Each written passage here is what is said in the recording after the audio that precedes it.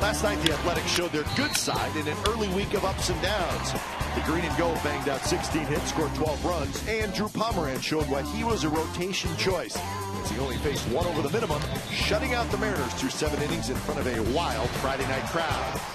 Today, it's Sonny Gray's turn to build off his outstanding opening night performance when he flirted with history and took a no-hitter into the 8th inning against the Rangers. Day baseball from the Coliseum. Game 2, A's Mariners, next.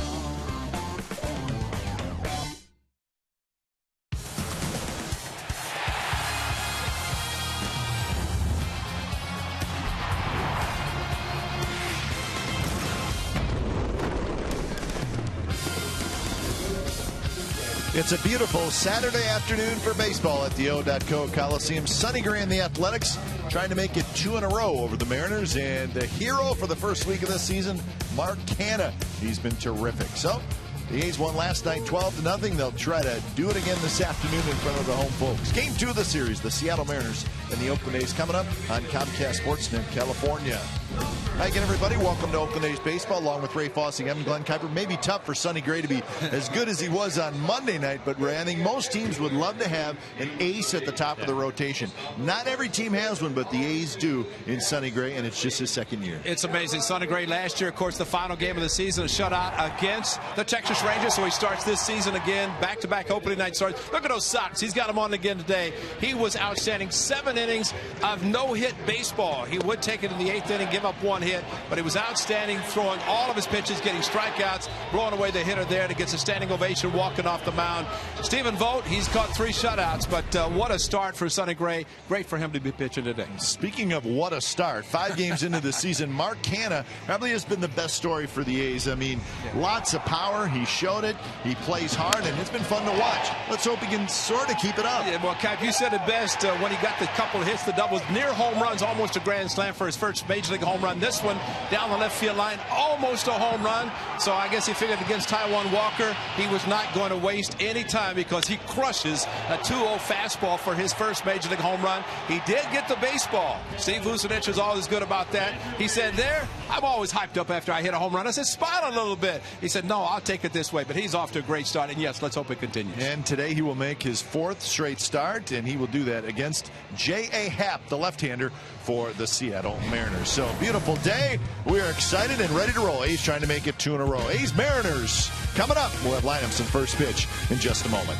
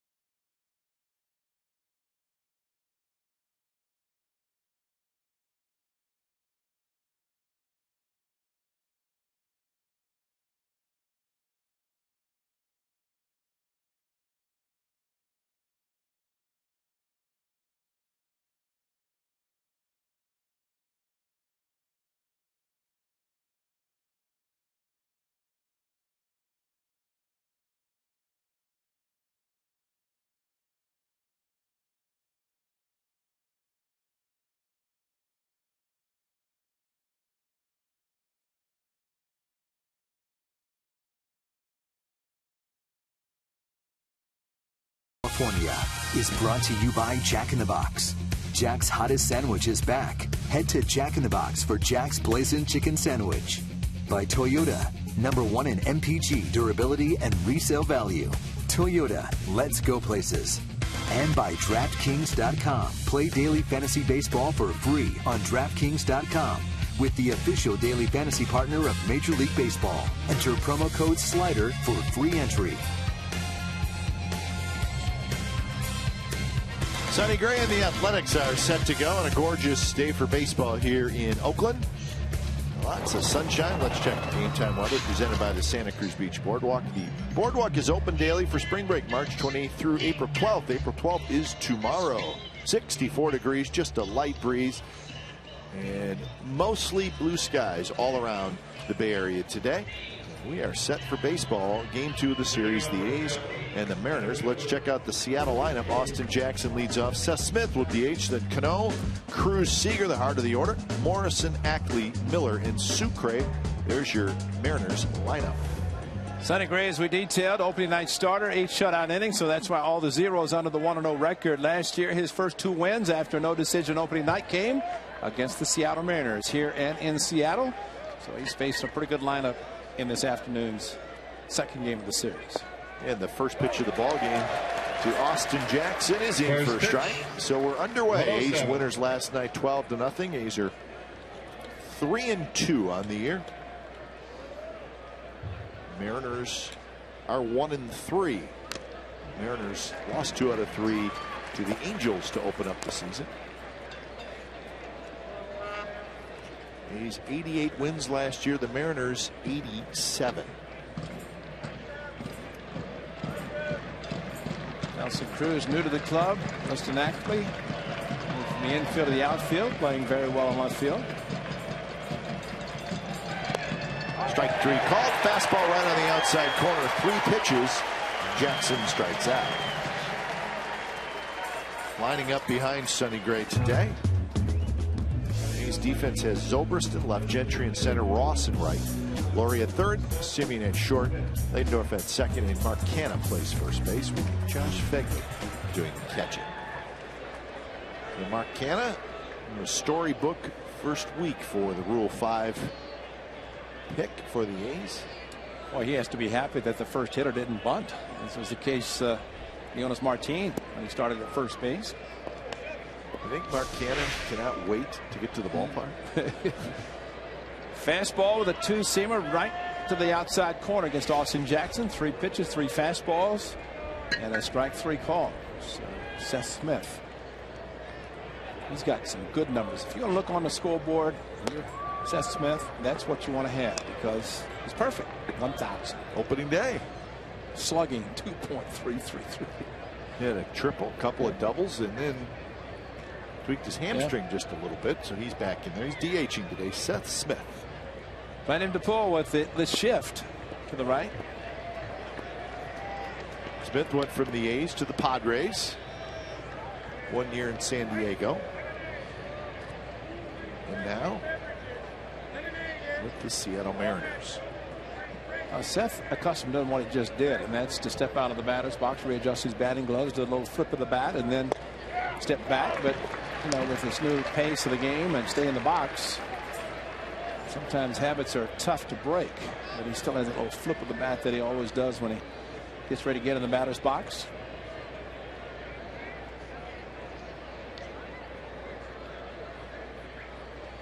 Three-one pitch, strike, now 3-2. 3 and over. You get me over fastball taking, and then a perfectly thrown pitch on 3-1 to the outside corner, belt actually knee high. And right at the knee and on the corner. Not much Seth Smith to do without. The pitch is bounced. Leidendorf charges. And that's out number 2. So Sonny Gray comes back from a 3-0 count to get Seth Smith. And 9 pitches for Sonny Gray, all fastballs. We have not seen the trademark curveball and anything other than just the fastball, and kind of establishing, which is not a bad idea, especially when you can throw it as well as he does and spot it even better. So here's Robinson Cano. Cano was 0 for 3 last night. The Mariners only had 3 hits, 3 singles. Received a couple of walks. He's picking up their 3rd shutout in 5 games. And the run differential in 3 wins has been unbelievable. 30-0. Can't get much better than that.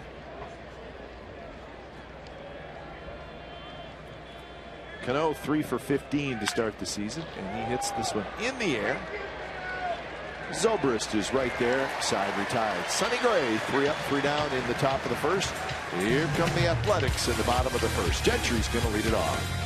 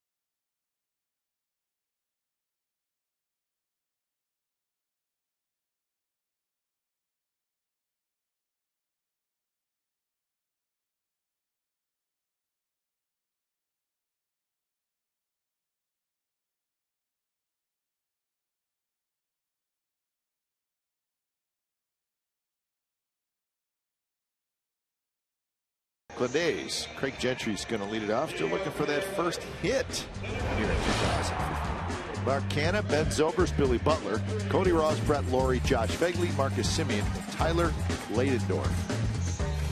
And the veteran left-hander J.A. Happ and Philadelphia, of course, last year with Toronto. Pitched well for them and acquired by the Seattle Mariners to join their already very good rotation. 22 home runs from the lefty. Throws well in the low 90s with his fastball. A couple of different fastballs. Cutter for his slider. Curveball and changeup. So there are your pitches for this left-hander. Behind Happ, Ackley in left, Jackson in center. Cruz plays right field today. And then Seager, Miller, Cano, and Morrison with Jesus Sucre behind the plate. He's ready. Got the glove. Got the cap. Said, hit me a ball. I'm ready, coach. So is Happ. And the first pitch is a fastball, a touch high. I remember when J.A. Happ was with the Phillies and he was an untouchable. Every trade. Just like we talked about Taijuan Walker last night. They wanted J.A. Happ and he said no, not going to give him up. On the ground to Miller. And that's out number 1. They finally did. Roy Oswalt, but he is very good. And the reason is, Ray, in 2009, his first full year in the big leagues, he was 12-4 with a 2.93 ERA. And that's when the Phillies were like, well, we're not going to trade this guy unless somebody overwhelms us. And they ended up trading him to the Houston Astros. And that was for Roy Oswalt. Right. So it was a big name. No surprise there. And wasn't that the time when the Astros just unloaded everybody? Hunter Pence left. I think he'd Philly and then to San Francisco. But J.A. Happ, very good lefty. And I know when he was acquired by the Seattle Mariners, there was talk about him going to the bullpen. Lloyd McClendon said, absolutely not. He's going to be a starter. And don't even ask about his future with his club. He will be in the rotation. That's where he is. He was traded for Michael Saunders, the left-handed hitting outfielder. And Saunders now with the Blue Jays. Happ with the Mariners. J.A. Happ, that stands for James Anthony. That was a cut fastball that Mark Canha saw after the first pitch fastball. Quickly 0-2. So Sucre as Mike Zunino gets the day off. He'll probably be back tomorrow afternoon catching King Felix. 0-2 pitch is grounded towards Seager. Couple steps in. Canna is retired. So he made it out.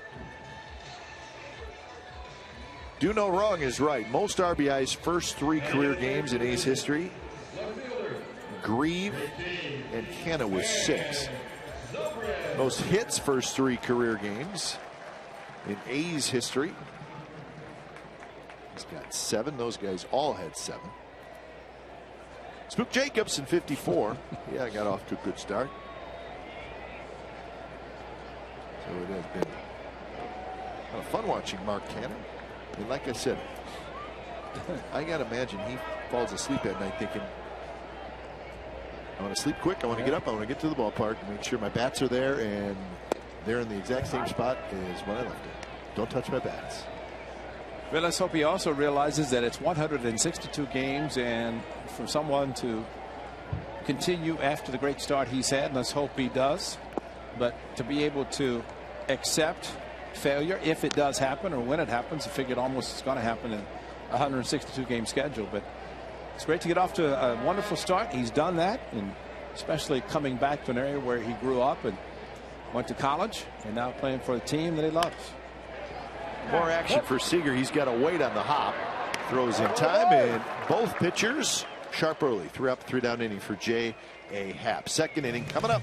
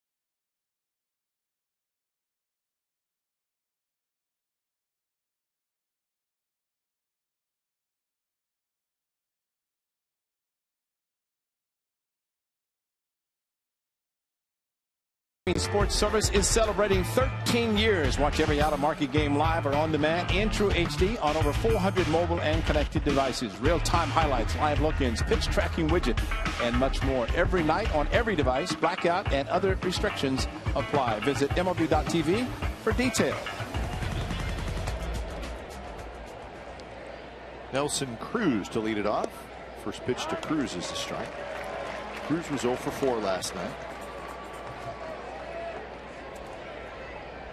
A slow start for Cruz the first week of the season. And it's 0-2 right on the outside corner. I think your point in our conversation with the guys back in the studio about the Mariners last night, knowing they were going to face Sonny Gray today. The A's know they're going to face King Felix tomorrow. And there's a lot of anticipation when you know as a hitter you're facing a great pitcher. And Mariners know what this young man is capable of doing, as he just does it again with Nelson Cruz. So Cruz chases, second strikeout for Gray. All fastballs except for the last pitch, and Cruz got it 0-2 and went after what he thought was going to be a fastball. Watch this ball dive out of the strike zone, hard curve. And Nelson Cruz, good block by Fegley. This is important with 2 strikes. Fegley doing a good job of blocking the ball keeping in front of him on the strike 3 because he had to get out and throw out Cruz to first base. Mark Carlson is calling balls and strikes today. Brian Gorman is the crew chief down at third.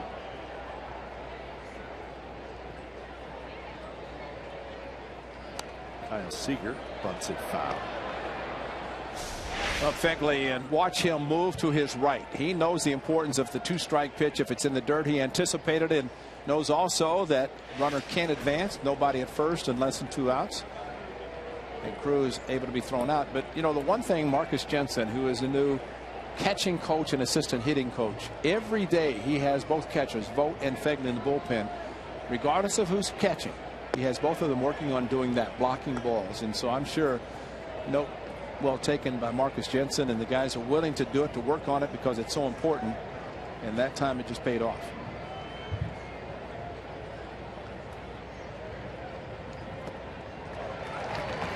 One and two now to Seager, who had one of the 3 hits yesterday for Seattle. Overall, 2 for 13. He does have a home run.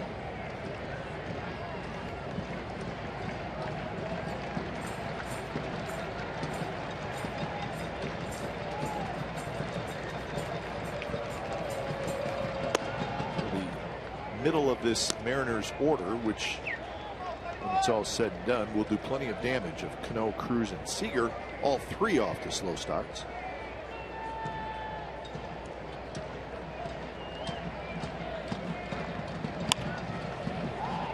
Shallow center. Gentry squeezes it. Couple outs here in the second inning. The Mariners, through their first 4 games, have scored just a total of 7 runs. Number 20, Logan Morrison. It's almost as if your name's Jackson Smith or Cano, you're happy because you got nothing but fastballs, and all of a sudden it's as if Sonny Gray said, got a pretty good curveball, let's bring it out in the second. And now those guys, the fastballs, but Nelson Cruz, curveball, strike 3, and now Seager flies out on the curveball. Mariners offense was better last year. They finished 11th in the American League in runs scored after having a stretch where they were last in the league in runs scored for 3 years in a row, and then they added Nelson Cruz, so they're confident that it will be an even better offense this year. Also adding Sussman. That one's hit high in the air. It's hit well to left center. Gentry's near the wall, and he leaps up, grabs it, bounces off the wall, side retired. Nice play by Craig Gentry, as it looked like he had a beat on it the whole way. Leaped up, caught it, and bumped against the wall. Nice play by Gentry to end the second inning.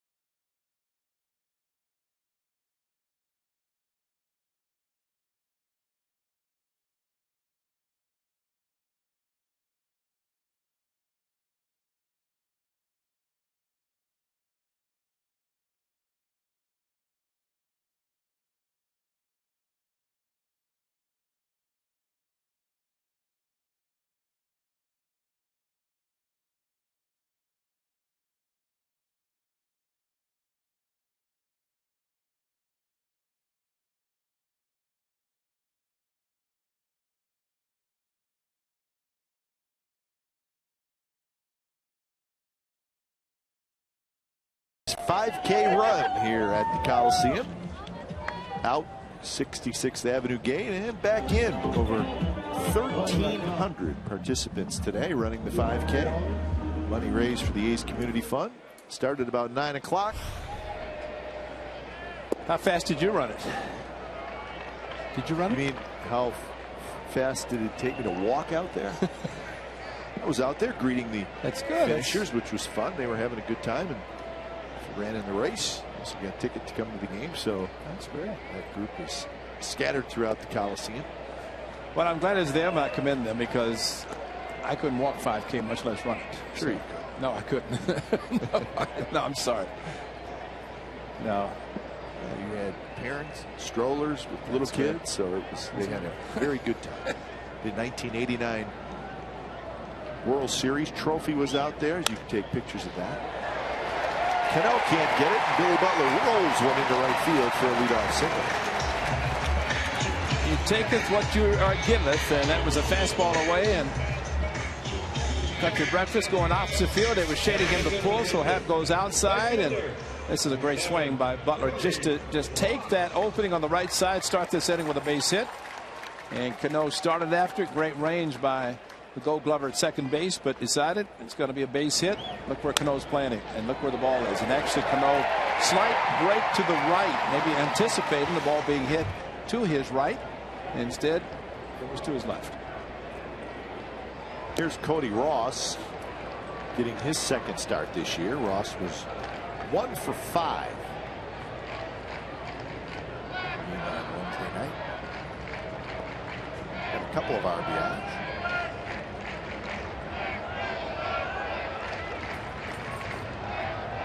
Brett Lawrie in the on-deck circle. That one drilled the left. Coming in and making the catch on the move is Ackley. So Ross hit it hard, but right at Ackley and left.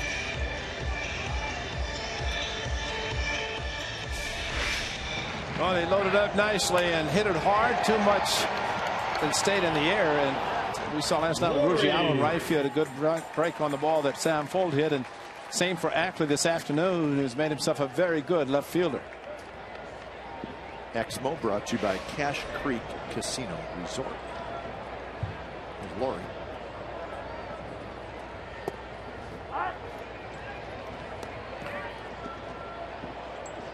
Lawrie was 0 for 4 with a walk last night. On the season, 5 for 20. Still looking for his first RBI.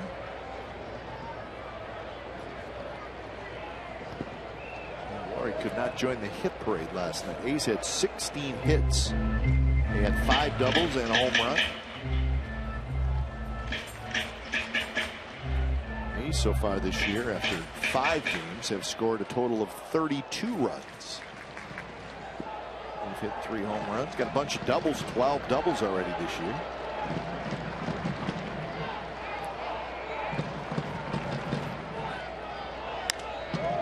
Hit high in the air toward Austin Jackson, who drifts to his left. So he takes care of Lawrie for the second out. So far, I think the A's players have seen a pretty good fastball from Happ. 3 ground ball outs in the first inning. This inning, another ground ball, and then a couple of fly balls. But sometimes you get a hitter a little bit late on a fastball, and they end up hitting too much in the air. See it scoring back from Happ at Boston, at New York. They played almost 7 hours last night. Yep. 3 in the morning. Quite a ball game. Yeah.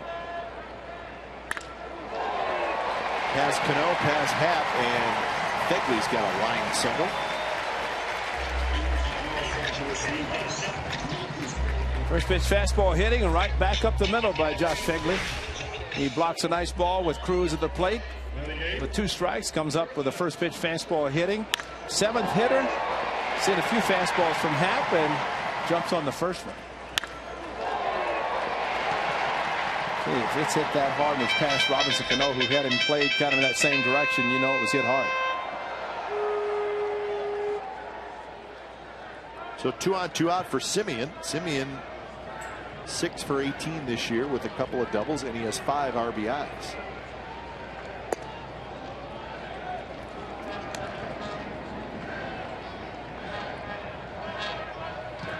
Simeon off to a good start offensively, hitting down in the order.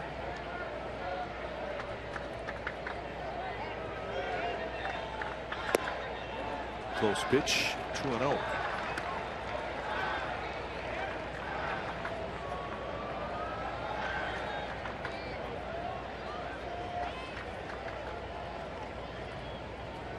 Butler does not run well, so a base hit to the outfield.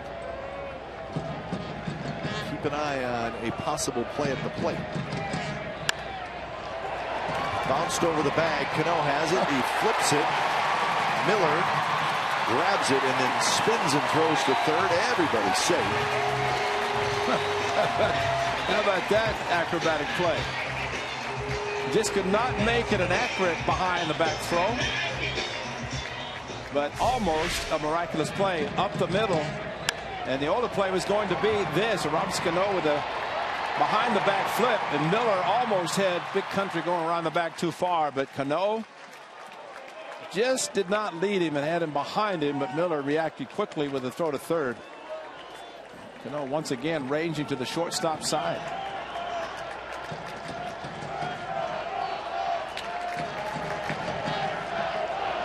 So Tyler Leitendorf steps up with the bases loaded. First pitch drop. Butler at third. Fegley at second. Simeon at first.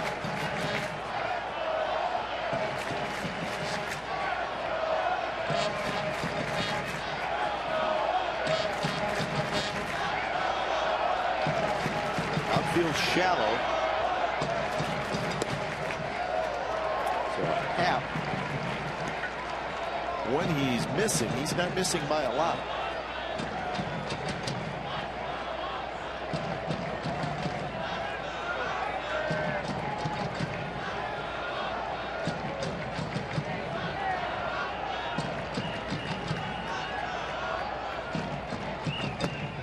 Now it's 2-1, so Lindorf ahead of the count.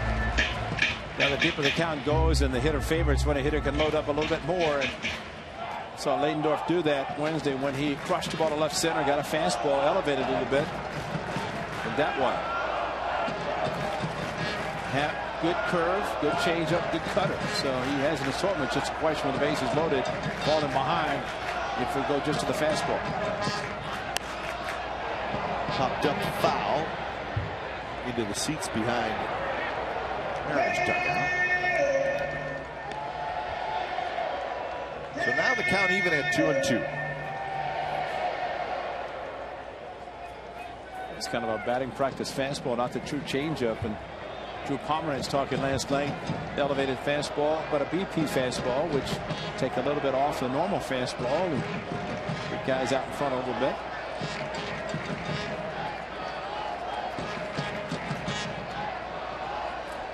Happ deals. Well, it's bounced in the hole. Miller has it, fires to second. Side retired. A's leave them loaded. Third inning coming up. No score.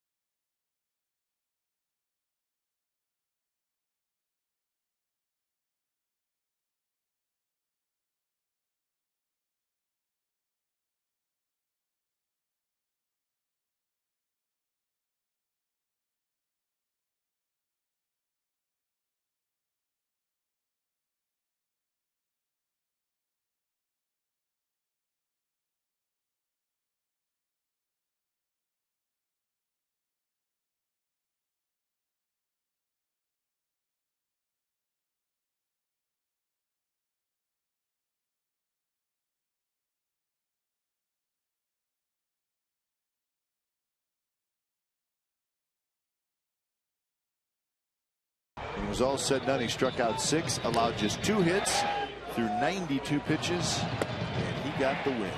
Lots of run support. So the Palmer ends 1-0. So he should probably start the Wednesday game in Houston.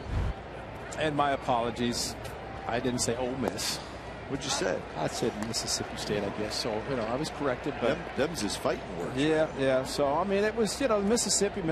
But Drew was very quick to point out that it's Ole Miss. But sorry, it won't happen again. Well, until the next time. Ole Miss, Mississippi State. Kenny Graveman went to Mississippi State. Yep. Seth Smith, Ole Miss.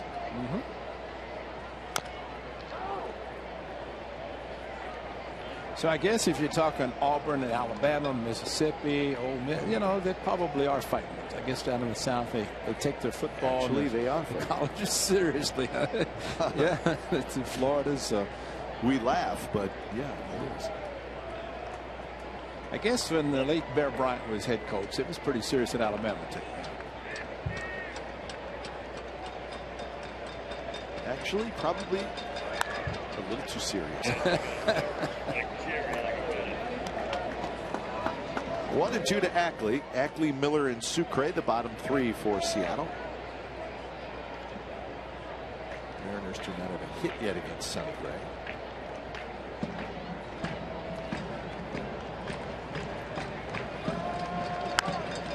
This one hit to right field. That's hit well. Spinning around is Ross. He's near the wall, and that one's gone. Dustin Ackley homers.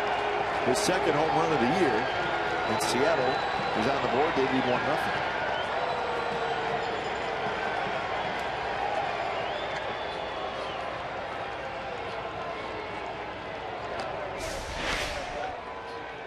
Now the breaking ball looked like there's something off speed, able to get out in front and pull it, and especially with a couple of strikes, something you don't normally see off Sonny Gray, that a pitch is left up where a hitter can hit it that well. But Ackley off to a good start, so he has 2 home runs, 2 runs batted in. So that'll bring up Brad Miller, the 4th home run hit by the Mariners this year.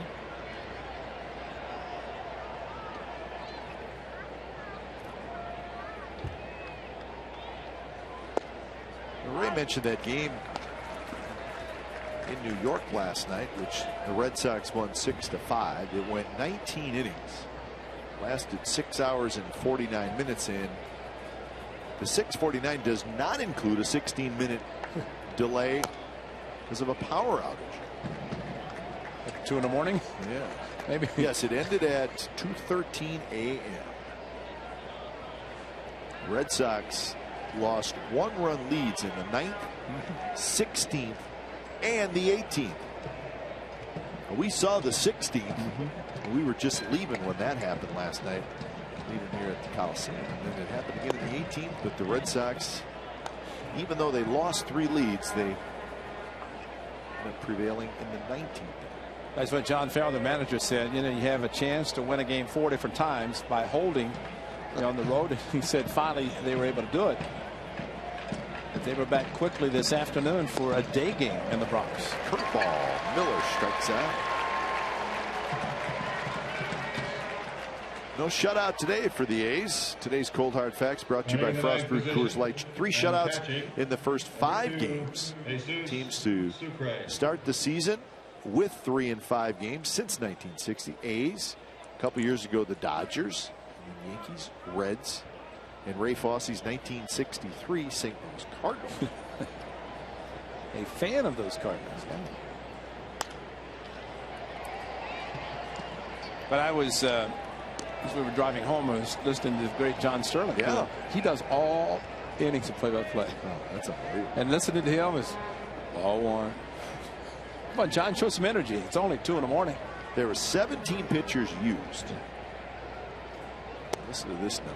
628 pitches thrown. Wow, 628. But Red Sox win, and you know what? They came back and they won again today, 8-4.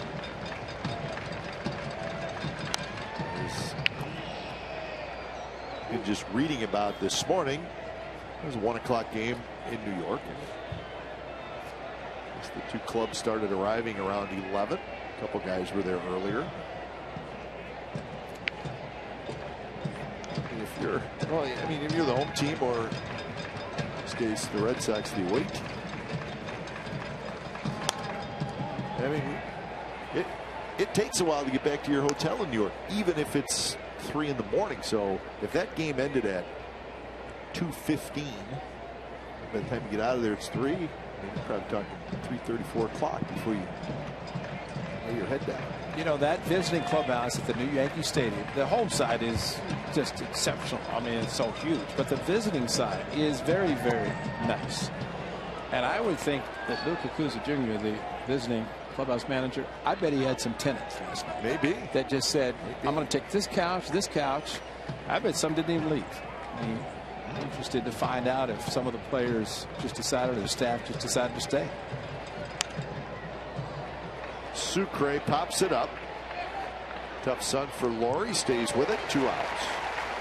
And I would say if those players were not sleeping on the bus back to Manhattan, they were definitely going to be in bed quickly tonight. Yes, they are. Now batting. Solo home run off Sonny Gray. First run allowed in the last 20 innings.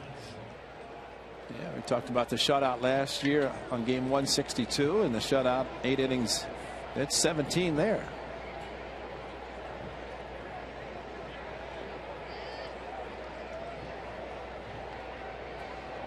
Top of the order, Austin Jackson fouls it straight back. That game today in New York was 3 hours and 13 minutes. Well, you know, you're not going to ever play, and very, very rare, for less than 3 hours in New York, Yankee Stadium. It's just not going to happen. Now the Red Sox are 4-1 to start the season. They're sporting a pretty good lineup as well with their additions of Ramirez and Pablo Sandoval. 0-2 to Austin Jackson.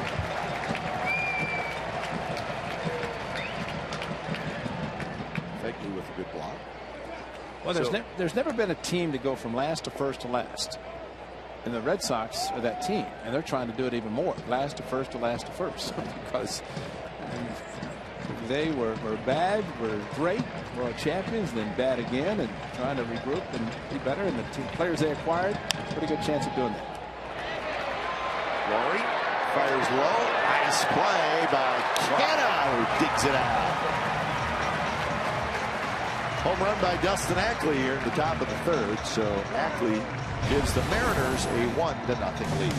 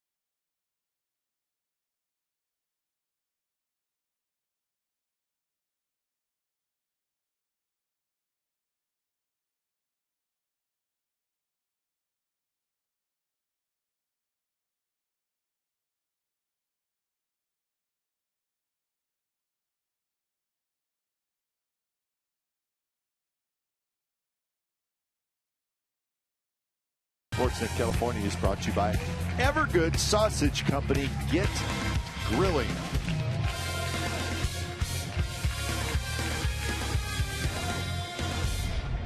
So Ackley a home run, and the Mariners with a 1-0 lead. Top of the order for the A's. The Gentry, Canna, Zobrist. Gentry grounded out to short. First at bat. Drives this one toward Jackson. He's right there, 1 out. Gentry still looking for that first hit, and here's Mark Canna.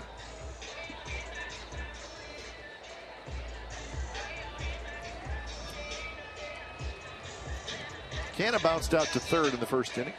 Now batting first baseman, number 20, Mark Canna. First major league home run last night.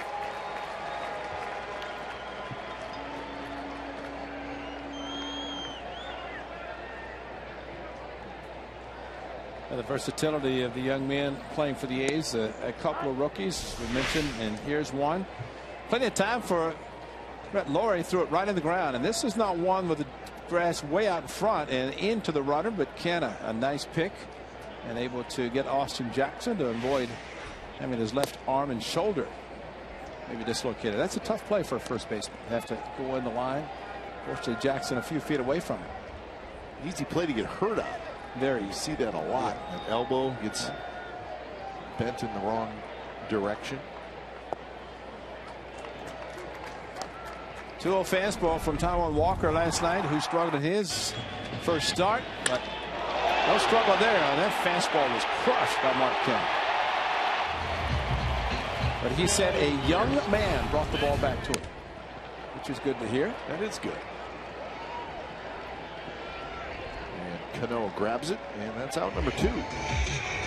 He's left him loaded in the second, so they had a shot against J.A. Happ. Now batting left fielder, number 18, Ben Zobrist. And here's Zobrist.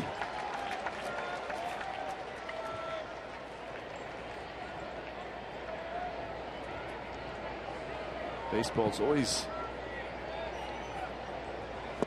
amazing, the cat and mouse. Now Canna driving balls all over the place, and it's just a matter of time where all of a sudden the pitch sequences will be different. Oh yeah. And then it'll be fun to watch Mark Canna and see if he adjusts to that. Well, you have to. It's a constant game of adjustments at this level, because with the scouting reports and things follow, and they start to say, well, we know the kid can hit a fastball. He's proven that. Now it's just a matter of the other pitches.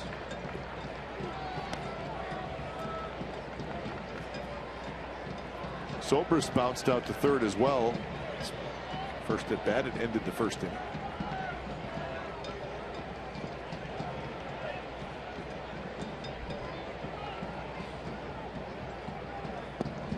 Takes inside. Zobrist has always had a very good eye. Not afraid to take a walk. And what he just did, and what he's showing this at bat, recognizing the spin of the ball and recognizing that in case of Happ throwing a couple of cutters that started inside, and he knew they were going to end up off the plate, and both have ended up inside. And the cutters he hadn't chased.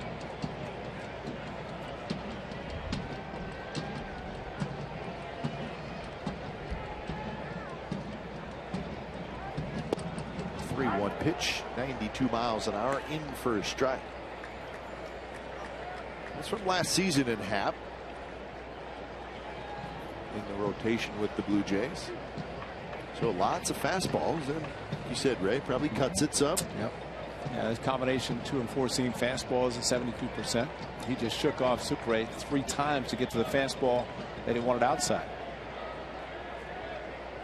And this is J.A. Happ calling his own game, and Sucre trying to figure out what he wants to do.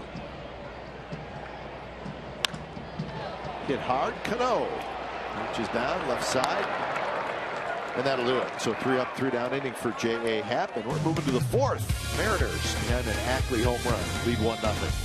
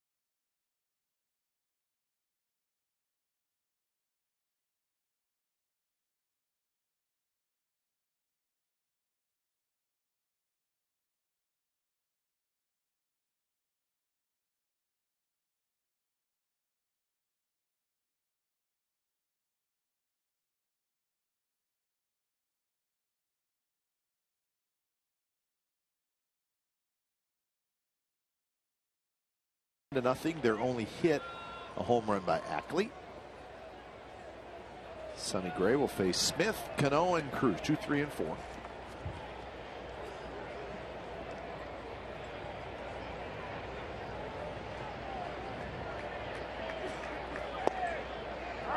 First pitch is a strike to Sussman.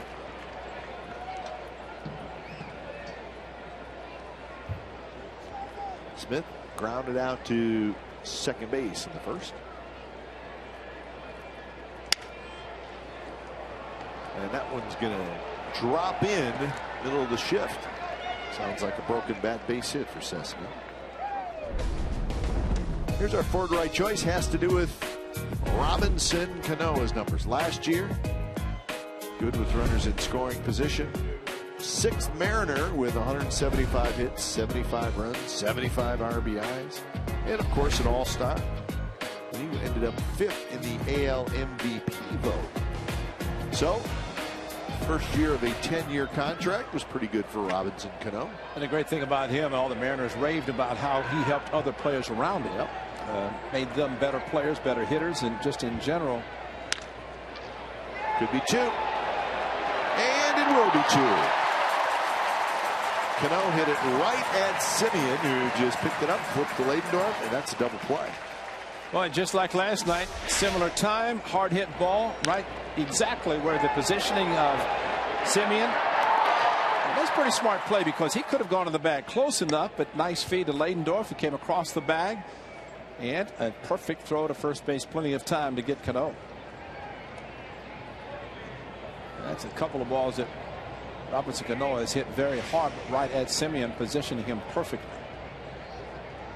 2 outs for Cruz, who watches that curveball drop low. Best ground ball percentage in the American League, 3rd best ground ball percentage in the American League last year. Cruz has a base hit, shoots from the right field, his 2nd hit this year. But again, really didn't catch up to the fastball, just swung late, hit it almost behind him, almost in the catcher's mitt, and happened to shoot it to right field. But he's more of a power hitter, but he'll take this base hit to the opposite field.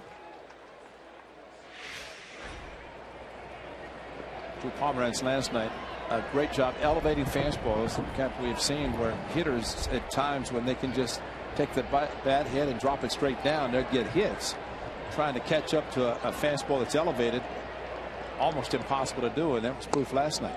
Swinging and a miss by Seager.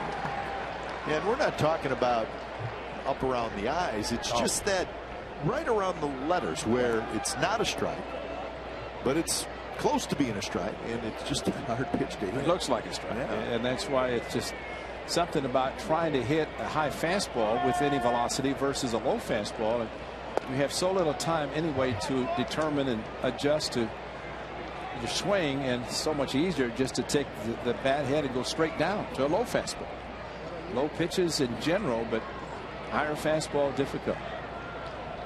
Jared Parker alongside Pomeranz. Parker is going along. He's going back to Arizona, he said, to pitch in a game there. He has not yet started the clock. The clock being that once he goes to a team that has started the season in the minor leagues, then the clock starts for his rehab assignment, and that is not happening yet. They haven't planned out of when they expect him to come back, but he will be heading to Arizona, where it's probably a little bit warmer than here, and it's cooled off a little bit in the 80s. Leidendorf has it. He's going to have to hit Sonny Gray, and he does. Perfect throw, and that is not an easy play. Gray got over there. Leidendorf threw a strike, and that's how the top of the 4th comes to an end. A couple of hits for the Mariners, nothing else.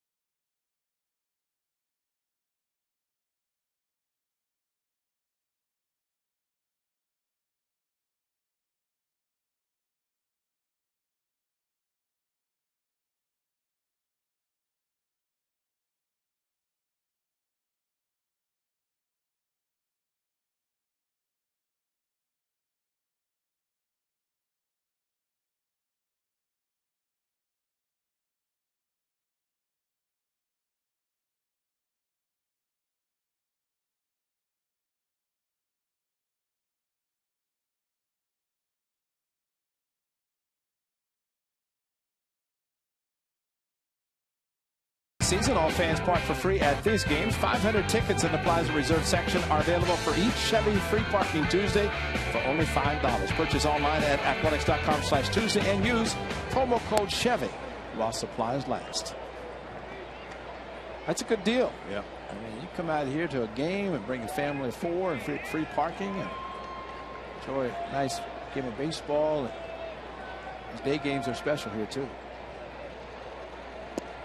Nice crowd today. Last night, 30,000. It won't be that much today. Somewhere in the 20s, I would guess. Yeah, they got the Sonny Gray jersey last night. The pet calendar this afternoon. That's a nice calendar for the fans to put up and show when their team's going to be playing. Swing and a miss by Butler. And now the count 2-1. Butler, Ross, and Lord.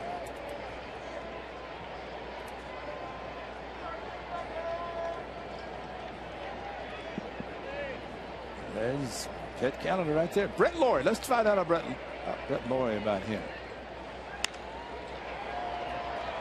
Shallow right center. And Cruz grabs it. True story brought to you by McDonald's. 2010 National League Championship Series. Cody Ross off Roy Halladay. A couple home runs. He was the NLCS MVP. He had 5 home runs in the postseason. They just want to keep that fastball inside, didn't they? Giants claimed Ross after the Marlins put him on waivers during that 2010 season. And one of the stories out there was at the time of he was placed on waivers, the Giants were actually in second place chasing the Padres. And the Giants were worried that maybe the Padres wanted Ross, so they stepped in, blocked it, and they got him. And it turned out he was a big part of their world championship. A similar situation, Marco Scutaro. Rockies had him. Several clubs wanted him. The Giants got him, and Marco had what I guess that would have been 12, right? 12 also in the World Series. He was the NLCS MVP, just like Ross was. Marco's back gave out on him, unfortunately for him, but a good career. He did get the World Series ring. I'll never forget the bases clearing double he had here against the Twins, 2006. Walk-off home run against Mariano Rivera down the left field line on a 0-2 cut fastball that didn't break, stayed inside and hit the foul pole.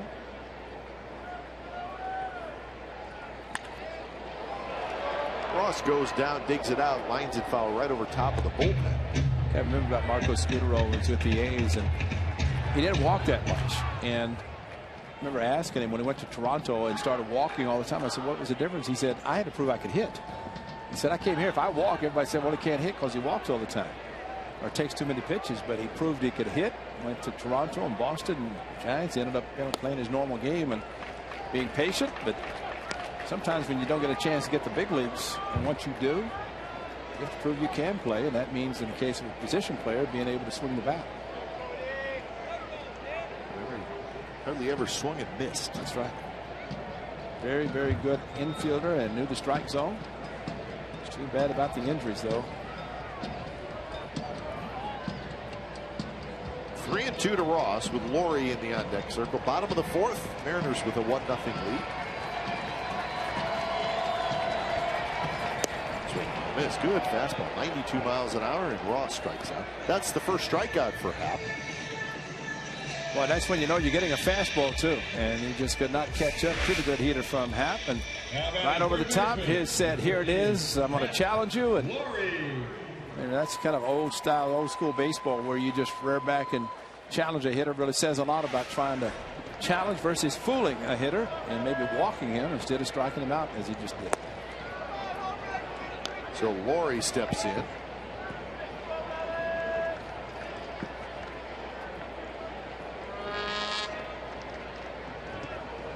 Laurie hit a fly ball to center field his first at bat. Takes a strike on the outside corner.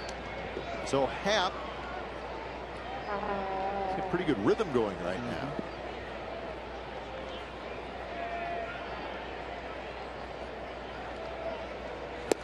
With the new rules where the hitter has to stay in the box for the most part. I mean, the old trick of trying to break the pitcher rhythm by maybe stepping out, taking time. That may be a little bit more difficult to do.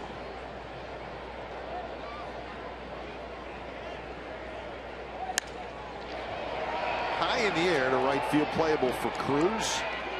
Side retired. 7 in a row retired by J.A. Happ, and we'll move into the 5th. 1-0 Seattle.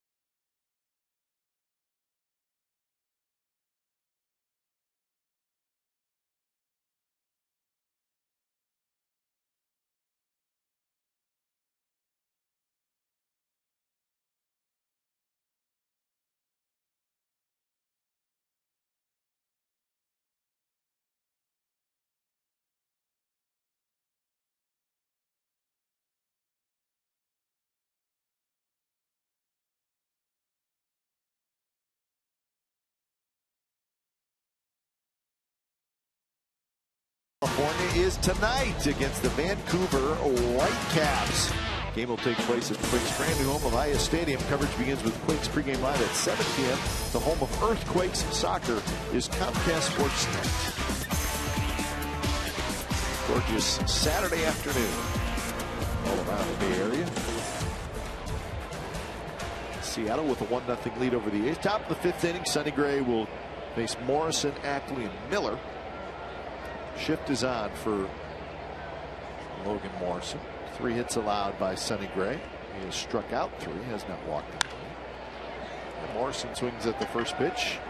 Fighting that sun is Zobrist, and Zobrist grabs it using that glove. So right tonight over in Berkeley, the Cal Bears are going to celebrate their 1980 College World Series team, which finished 3rd in the College World Series. What does that make any difference? You say, well, Bob Melvin was on that team. He was a freshman catcher. So I'm sure Bob will be heading over to Berkeley. The Bears play Stanford at 7:30. And celebrate the 1980 College World Series team. That is Mike Zunino, the catcher for the Mariners. Mike Zunino's dad was on that team with Bob Melvin. So I'm sure that the stories will be flying. That's good. Bob and his former teammates. 1980.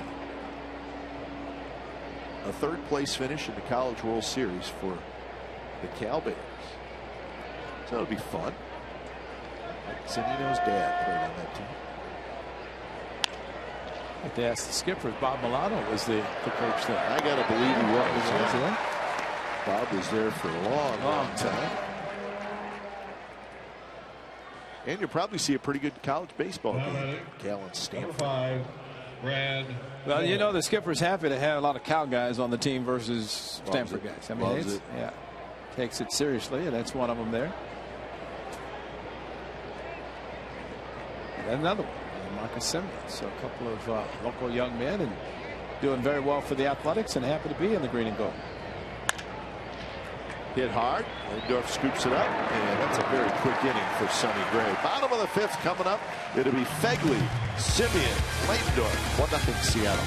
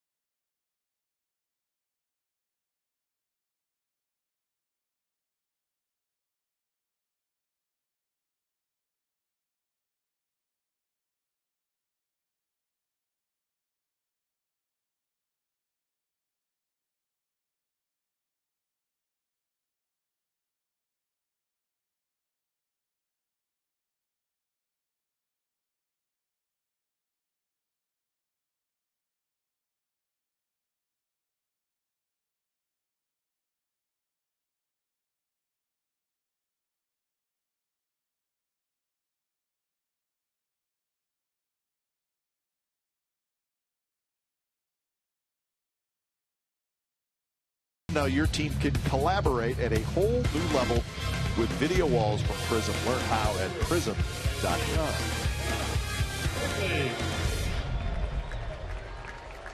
Bottom of the 5th inning, A's trying to figure out J.A. Happ. They have not been able to do that yet. That youngster is not concerned about a 1-0 deficit. Happ has struck out just 1, but he's been right around the strike zone. He has not walked anybody. He's given up 3 hits all in the 2nd inning. Amazing thing, and I know in one sport they talk about time of possession, but in baseball it's a different time of possession. It's how long you're on the field. But Sonny Gray basically last 2 innings throwing a total of 14 pitches, 9 that last inning, 5. So no more than Happ gets inside the dugout and sits down like Sonny's doing right now. He's back out on the field, but he's retired the 7 in a row, like you said, and so he's pitching well, even though maybe the rhythm that he is in not able to stop him, so he continues to go strong. It sounds like they sent out their first group of warning letters to hitters this week, saying, hey, you know what? They're just warning? Just warning. Okay. Saying, hey, you know what? They cannot fine a player for it until May 1st. Okay. They just give them warnings, let them adjust a little bit to what they want the hitter to do around that batter's box. So the batter requirements for the pace of game rules: the batter must keep at least 1 foot in the batter's box throughout his time at bat, absent one of several exceptions. So if the batter swings at a pitch or is avoiding being hit by a pitch, then he can leave the box. The batter fakes a bunt, timeout is called, wild pitch, pass ball, defense makes a play at any base, then he can step out of the box. Pitcher leaves dirt area of mound, or catcher leaves the catcher's box, then the hitter can leave. But basically, if it's a first pitch, and whatever you do with it, outside of fouling it off, keep your foot in the box. And so the next part of the rule would be that the pitcher will not be allowed to leave the dirt area, because that's one of the requirements of, or at least allows a hitter to step out if the pitcher moves off. But really, if you're going to require the hitter to do that, why not the pitcher to stay on the mound? Why does he need to walk around? Because really, he can control his own pace. Yep. Whereas, like you said, with the hitter, he's required to stay in, and he can't break up the rhythm of the pitcher. Drilled the left center, hit pretty well. Austin Jackson moving toward the wall, and he's got it.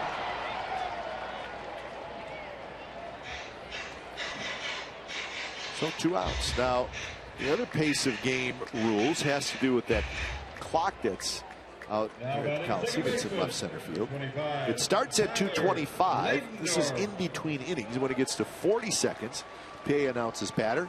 30 seconds, final warm-up pitch. 25, walk-up music ends. With 5 seconds left on that, batter enters box, and we are rolling. And I think, for the most part, everybody's did a pretty good job with that, and I think that could make some difference. Darte's saying, though, that at 20 seconds a pitcher is allowed to throw, because we have a break and come back. 2:25. 2:25. So as soon, I mean, literally, as soon as the final out is made, the clock turns on to 2:25, and it is ticking down. They're just asking the players to just get things going a little bit, and what they're trying to avoid is that, when action is ready, well, the hitter is still standing there waiting for his walk-up music and that kind of thing. What? Walk-up music? So you never thought walk-up music would be actually on the rule sheet, the pace of game rule sheet. Nice play by Sucre, and a very nice inning for J.A. Happ. 10 in a row. There it is. It's already started. We're 5 seconds behind. Let's go.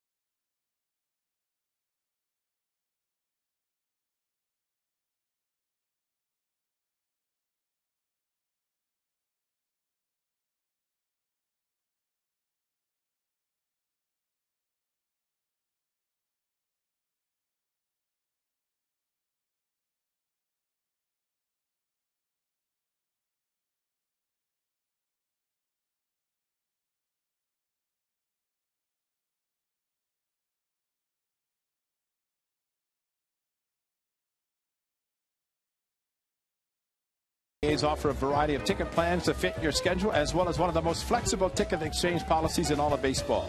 A's ticket plans provide significant savings off dynamically priced individual game tickets. For more information, call right now, 510-638-GO-A's, or visit athletics.com/ticket plans. They're waiting. These folks enjoying some nice food. Really, comments I've heard about the food in the Coliseum now is pretty good. Yep. The only blemish for either guy, Ackley's home run. It was in the third inning. Sucre, Jackson, and Smith, 9-1 and 2 for Seattle, top of the sixth inning.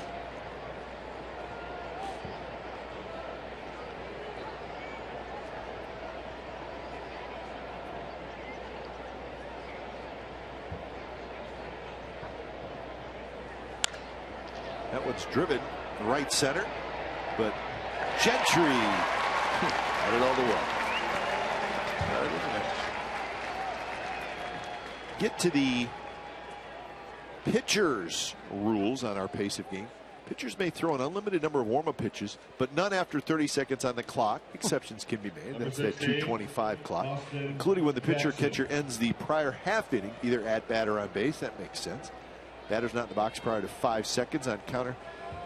Number of pitchers who don't begin their pitching in violation of the timing rules. What was that? So then you get a warning. You get a warning letter. And it tells you that. Hurry it up. But starting May 1st, you will get fined. I believe it's $500. Wow. Cool. Does it increase after that? I don't know as far as first, second, third violations. Well, watching this hitter in Austin Jackson covering the ground in center field, and just saw Craig Gentry rob Sucre of a ball in right center. The speed in the outfield, and it is so deflating when you're a hitter, but you're a pitcher, you love it. And I'm sure Sonny Gray and Happ both really enjoying seeing their outfielders cover the ground that they have so far in this game. And Gentry, first step, such a great jump getting to the ball, and what could have been a double to right center, and any less of an outfielder with the speed. You know, while Gentry's still looking for his first hit, what he's done defensively is exactly what the A's hope, especially the strength up the middle in center field. Jackson a strikeout and a ground out, and he takes low, and now it's 3-1.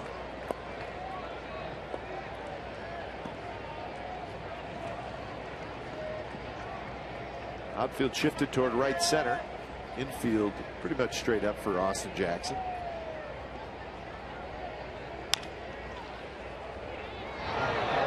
Between hop for Laurie, takes care of it. Jackson's out, 2-0.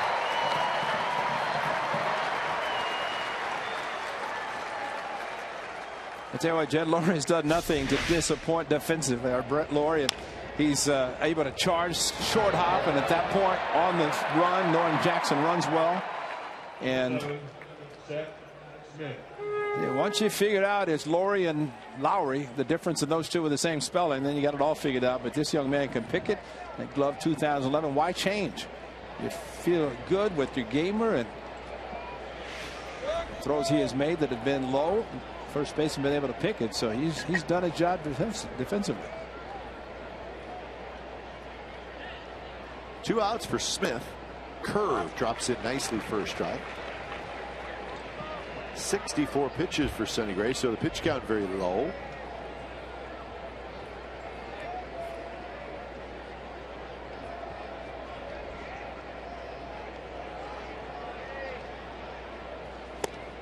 Base back with a 93-mile-an-hour fastball. Good curve, good fastball. And when you have your pitch count down low and you're in the 6th inning and you can throw a fastball like that, that's a little bit extra when you need it, knowing that Seth Smith is capable of going deep. Fastball down and in.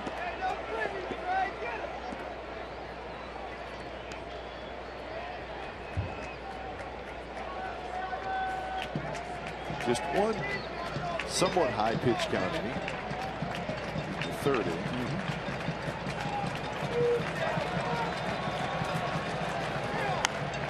Smith skies one down the left field line. It'll be foul. A couple rows back. The attendance this afternoon is 24,355. 30,000 last night, 24,000 today. A nice day to watch a ball game. Not too hot. It's beautiful.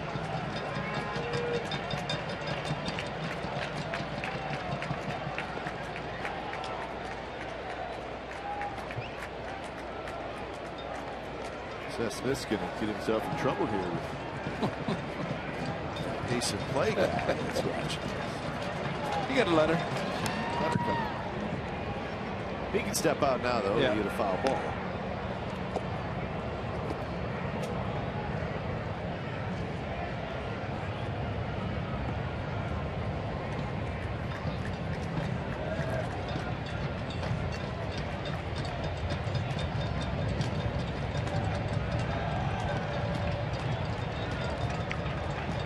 He's ready. The 1-2 pitch. In the dirt. Fegley watches it skip back to the screen. That's a 2-strike pitch on that one, and ball bounced so far out in front. Fegley just flailed at it. Figure Seth Smith swings at that one. He deserves first base because that was so far out in front in the dirt. A couple times this inning, Sonny Gray has fallen off almost awkwardly as he's delivered the pitch, and maybe to indicate that landing spot might not be as comfortable as it was early in the game.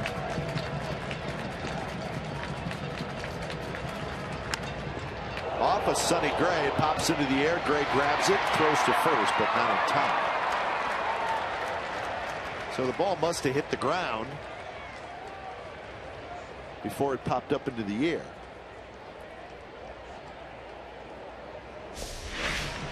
Yeah, because otherwise, if he catches it, if it's off his body, and he catches it as he does, that's an out.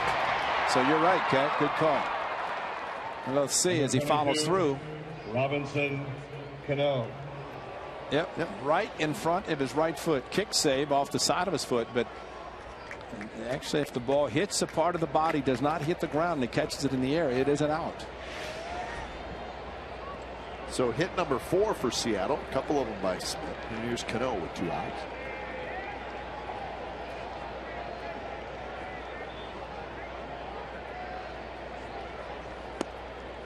It's like a ball that's hit straight down from a hitter, hits in foul territory, but rolls fair. Because, well, it hit foul, but if it ends up fair, it's a fair ball. Yep. You know, so there's little intricacies of the game that you have to know from a rule standpoint. But that was a great one you just pointed out, because you don't see it that often, especially if it hits somebody flush like last night with Drew Pomeranz. The ball's going to drop straight down, and you're shaking your hand. By the way, last night when Pomeranz got hit in the glove hand, I said, "Why did you throw?" He said, "Because they wanted me to catch a ball back from the catcher." Because his glove hand was the one that took the brunt of it, and lower part of the hand. But he said it didn't affect your throwing. He said, "Yeah, but they wanted me to catch it." So he just learned to catch it in the webbing after that happens. 0-2 the count to Cano.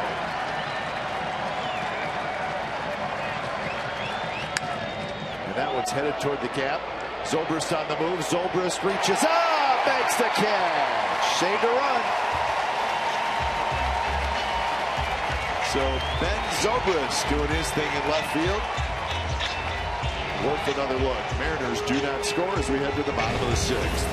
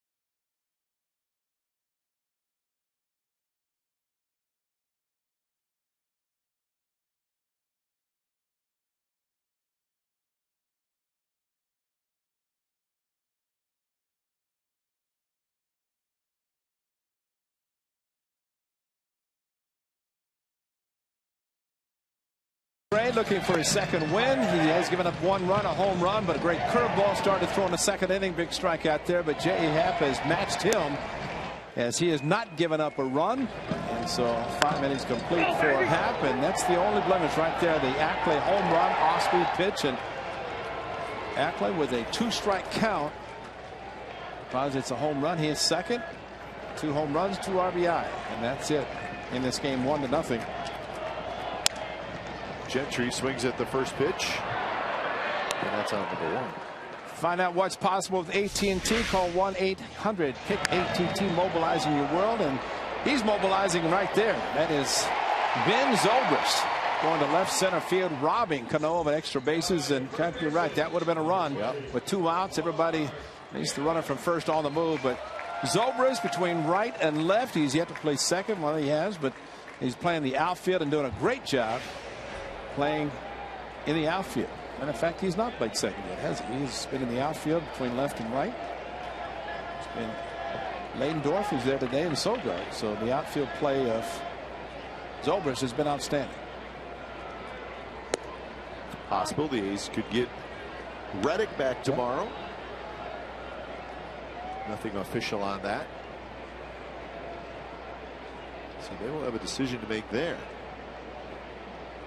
Somebody's going to get sent out. That one hit foul just to our right. And to clarify, today was the first day of eligibility for Josh Reddick, but because Happ, the left-hander, is pitching, then he might not have been playing anyway, especially coming back his first game.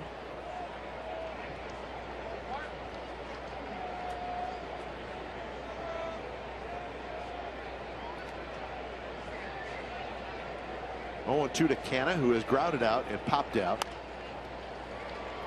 Goes down to get that breaking ball, shoots it foul.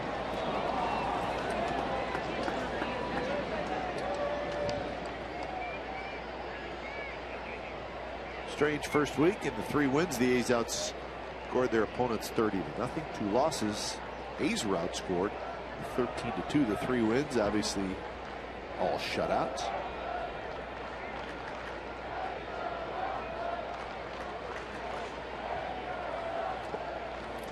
And a good take on a curveball, 1-2.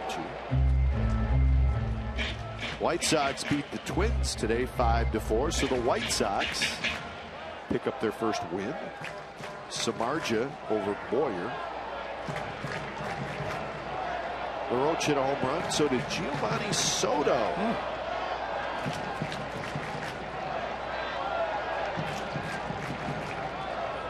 And Samardzija goes 7 innings.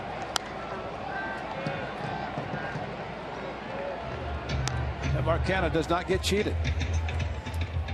It's 0-2 today, but so are a lot of guys. 3 hits in the second, and that's it for Happ and what the A's have been able to get. And he is in a nice row of retiring hitters consecutively. And we know of the strong bullpen of the Mariners, so it's not like get him out and get to the bullpen.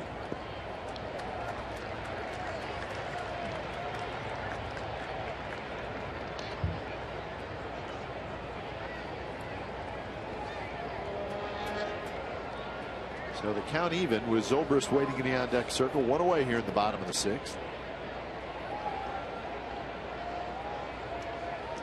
Canna's got to be thinking, okay, is he going to throw me a fastball like he did to Cody Ross? But they know I hit a fastball off Taijuan Walker last night on the 2-0 count. And he lines one toward Jackson, who's right there. And that's the second out. Well, Now batting left fielder. talk about the walk-up music. Ben Zobrist's wife, Juliana, is the professional singer. And I asked him, I said, you walk up to your wife's song? He said, yes, The Dawn. It's a new song. And we just heard it. So I said, last night I didn't quite hear it. He said, Mark Canha hit the home run. So not much was really going on when I came up to hit. But got a chance to hear a little bit of that, which is pretty special for a player to walk up the plate and hear his wife sing. Yep.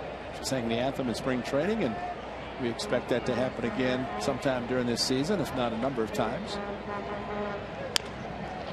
Big bouncer, backhanded by Miller, flips across side, retired. 13 in a row retired by J.A. Happ, and we are moving to the 7th.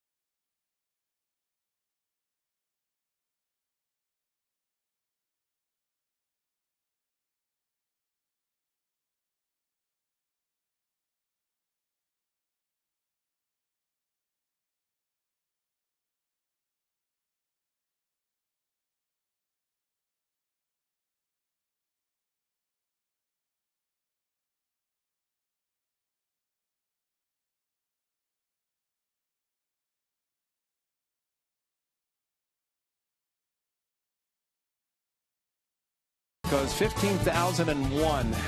One being my partner. Fans will receive a pair of Ames branded Argyle socks driven by Chevrolet. Get your tickets now by calling 877-493-BALL or visiting athletics.com/tickets. And when we do our open tomorrow, my partner's going to put his foot up high and show the Argyle socks, right? If somebody gets a pair to me early, indeed, there's no question that. If not, you show off the sharp ones that you always wear. Raleigh's a winner today. This is really hard to believe. I mean, you got Ricky in the house, and you almost need to put Ricky in his own uniform right there. But then, he's the Hall of Famer. Yeah, Ricky be talking about that when the game's over. Said, how could Ricky lose? Shouldn't happen. 7th inning. Sonny Gray trailing 1-0. Cruz, Seager, and Morrison, the 3 hitters for Seattle.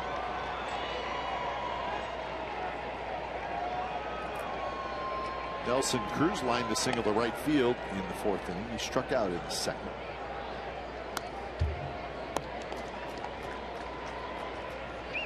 Tigers leading the Indians 2-0. That game in the 4th inning. Price and Kluber. How about that matchup? Yeah. 2 of the best pitchers in baseball.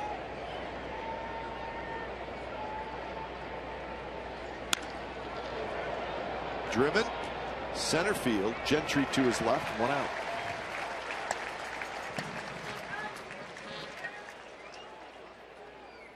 Second start of the year for Sonny Gray. Took a no-hitter into the 8th inning on Monday. Today 4 hits in 6 1/3 innings and just the home run. And with not a high number of strikeouts, that's a good thing. He only has 76 pitches thrown.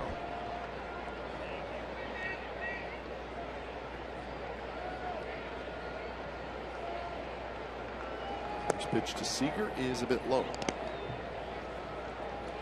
The Royals and the Angels will play tonight. Guthrie for Kansas City, Weaver for the Angels. That's a 6:05 pitch down in Anaheim.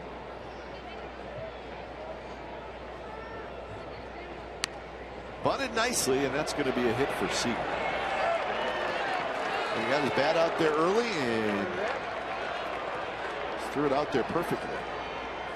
You really don't have to make a great bunt. You just need to make sure it doesn't go back to the pitcher and keep it fair. It's like a sacrifice bunt. You square and you just push the ball, in this case to the third base side. Only the pitcher could get to it. He doesn't. And when you employ a shift, sure, Seager has hit a home run.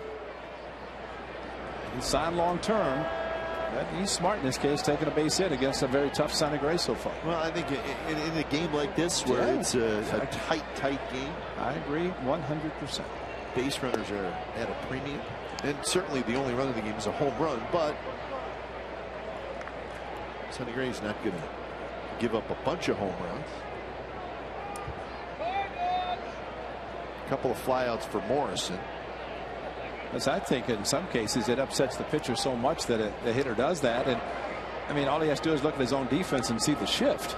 And hitters are smart to bunt like that. And I don't know that anybody can be upset.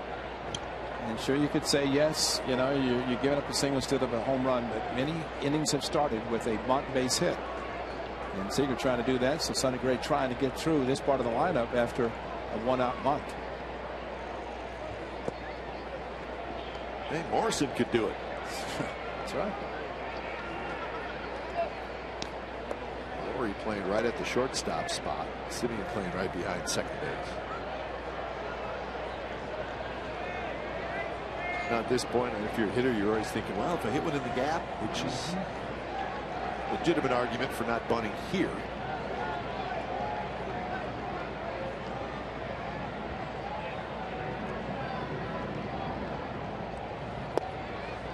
Inside corner, good pitch, 2-1. The only time there's been runners in scoring position in this game was when the A's had the bases loaded in the second inning and could not score.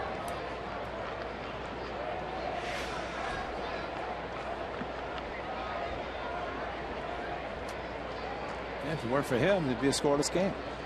It's pretty close.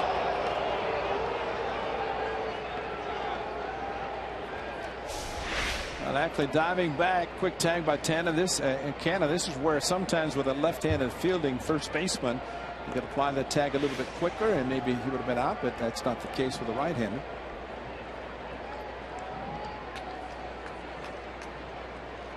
Another quick throw, and that was close. You see, Sonny Gray has a very good move to first.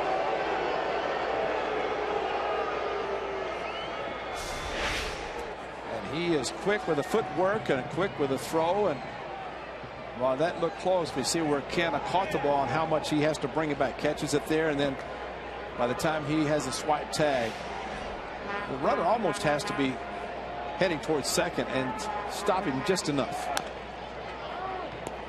So Seager was on the move that time. Morrison rolls it foul.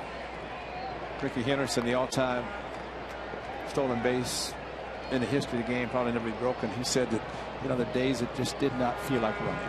You get to first base, they'd throw over and throw over and throw over, and he said, you know what, I wasn't going to run, but you just made me angry. I'll see you later. And he takes off and steals a base. But he says, you know, just sometimes you just don't feel like running. But that's a record. I think he had some records that may not ever be broken.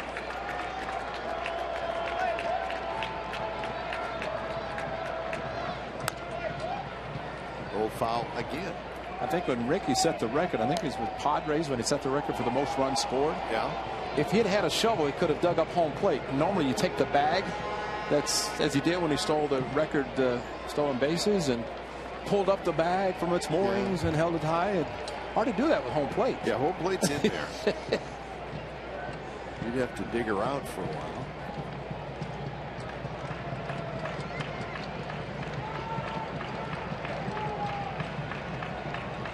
Seager inches off. He's not going. Check swing, and you went around Logan Morrison. That's what Mark Carlson says. And that is strikeout number 4 for Sonny Gray. Well, another great block by Fegley on the curveball because the ball is in the dirt. The check swing. Look where this ball hits, right in front of home plate, and that is great technique by Josh Fegley. We've seen Stephen Vogt do the same, but turns the glove, palm up, gets down in between the legs to block the ball. The curveball takes it off his body. So Morrison 0 for 3, and here's Ackley. And 2 outs now. In this case, Morrison would not have been able to advance to first, but the runner could have gone to second and put him in scoring position. So it's important to block balls, and again, hard work by Marcus Jensen, the catching coach. We saw it last year with Darren Bush doing the same thing, and you get the at least thankful job. If the ball's in the dirt, you're supposed to block it, but when it gets away, how'd you let that happen? So that's why they work on it as much as they do. So now 2-0. 2-strike pitch, 1-2 to Ackley, and see Sonny Gray. He knew. He just saw the fly of the ball, and it looked like a curveball. It just hung enough. Did not have the sharp bite to it. Right in the wheelhouse of Ackley.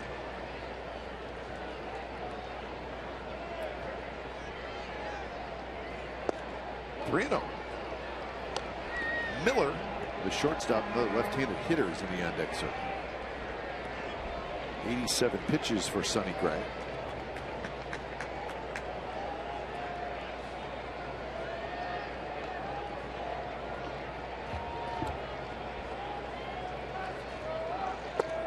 And that one misses outside, so a 4-pitch walk to Ackley. It's only the third 3-ball count for Gray today, and it turns out to be a 4-pitch walk. So now Gray will have to get Miller. Miller.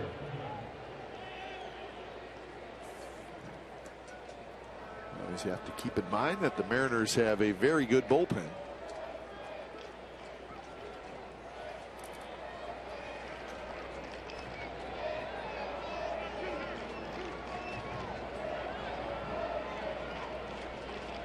Jay Happ hasn't needed any bullpen help so far. Bullpen is quiet. So for the first time, the Mariners have a runner in scoring position, and it's Seager at second. Ackley is at first. So a big point in the ballgame, top of the 7th.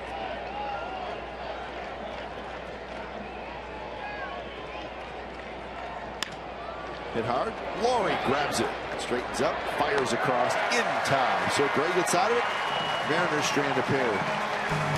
7th inning stretch time at the Coliseum. 1-0 Mariners.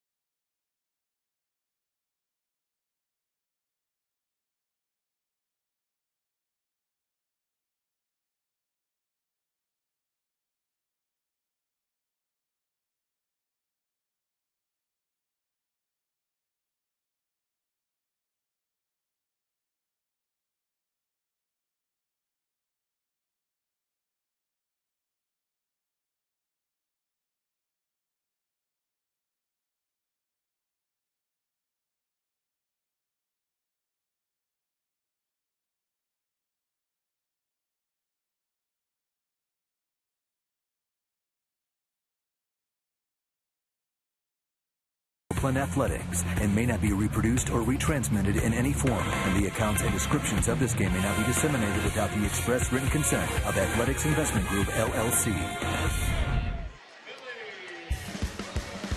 We have in-depth sports news for the Bay Area fans. Sportsnet Central is brought to you by Hyundai. It's tonight at 10:30, and it's over on our sister station, Comcast Sportsnet Bay Area. We have A's clubhouse reaction. Warriors hosting the Timberwolves right next door. That'll be tonight. And Masters Day 3. Kelly Johnson, Henry Wolford will host tonight. Sportsnet Central. Yeah. Busy show, I'm sure. Bottom of the 7th, Butler, Ross, and Laurie against Happ.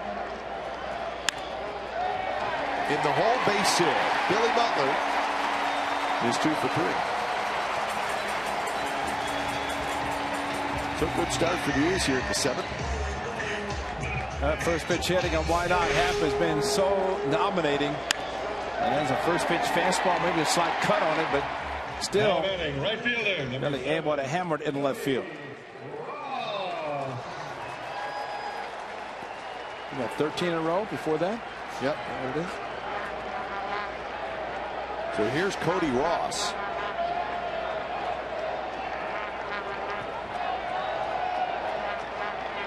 Ross a line out and a strikeout. Takes a little bit outside.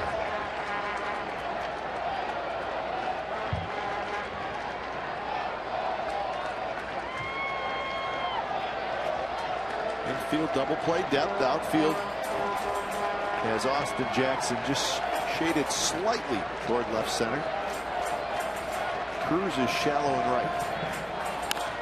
And there's a base hit center field.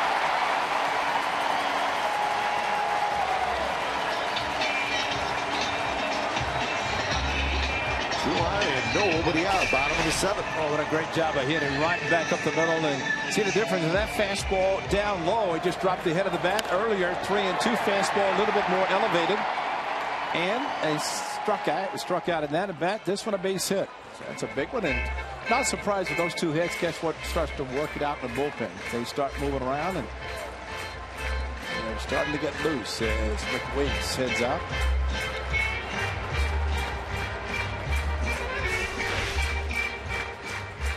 Down in the strike zone, and hitters love that. Hitters love to see those low fastballs, so they do not have to do much except just drop the head. So Danny Farquhar starts to warm up. Now batting, third baseman, number 15. Pitch count's only 77 for Happ.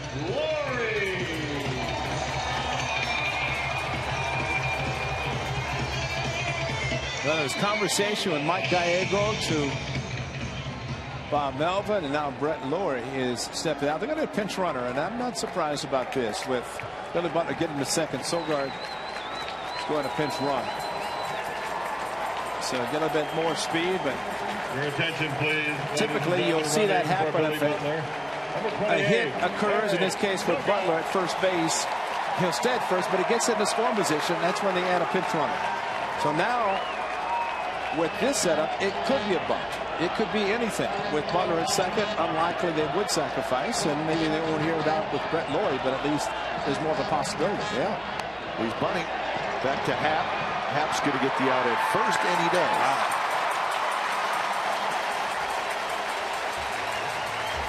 Kite that is something seeing in the 6th game of the season that it might have taken 60 last year to see that same thing. But you know, you have a dominating pitcher, and Bob Melvin knows that the bullpen of the Mariners is good, and maybe you wouldn't be sacrificing, but infield's going to come in. You have a chance with a hit, a sac fly, anything can happen to tie the game and start fresh, especially the way Sonny's pitching. It could be a bullpen's game, but that was a great sacrifice. So Fegley with a chance to tie it up, maybe give the A's the lead. He is singled and hit a fly ball to left field.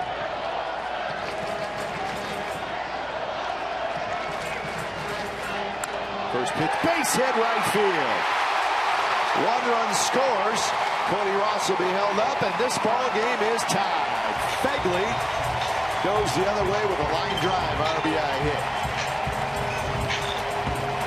Well, what a thing of beauty. That was a pretty good pitch by Happ. Kept it down in the zone, maybe even out of the strike zone. But Fegley, right, perfectly to the right, just dropped the head. And again, Ross, look at that.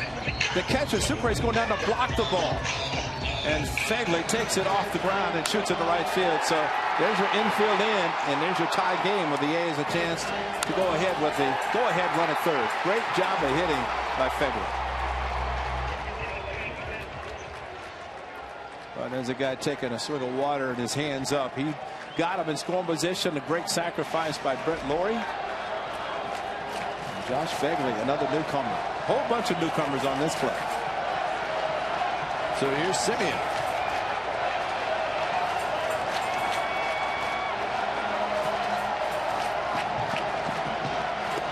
First pitch, breaking ball for a strike. Simeon a single and a fly ball to center field. And both would score the run because the fly ball hit was very deep to left center, handled by Jackson. Actually made a very good running play to get to the ball Simeon hit.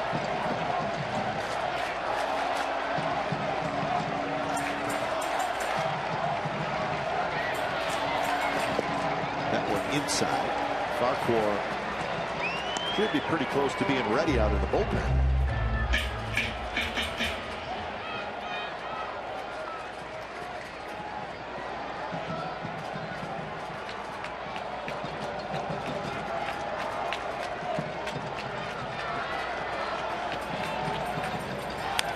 There's a base hit left field. The A's take the lead.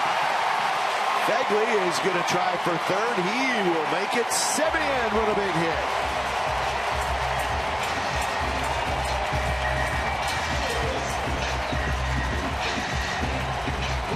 Well, not only a big base hit by Simeon, but Josh Fegley going to third base. Lord McClendon's coming out, but can't you remember the second night bases loaded?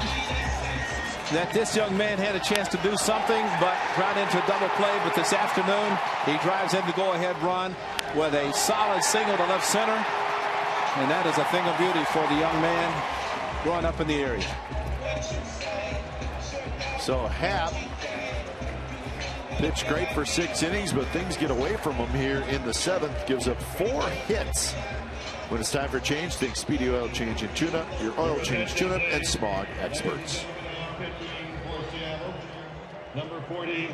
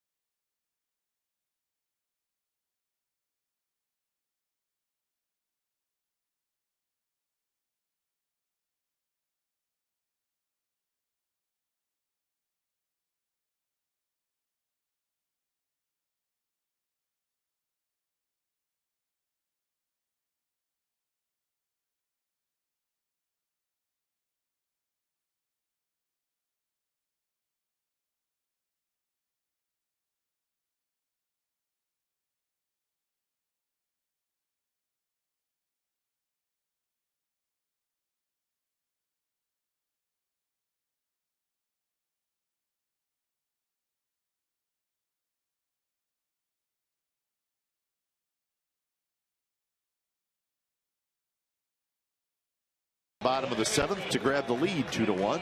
J.A. Happ knocked out of the game.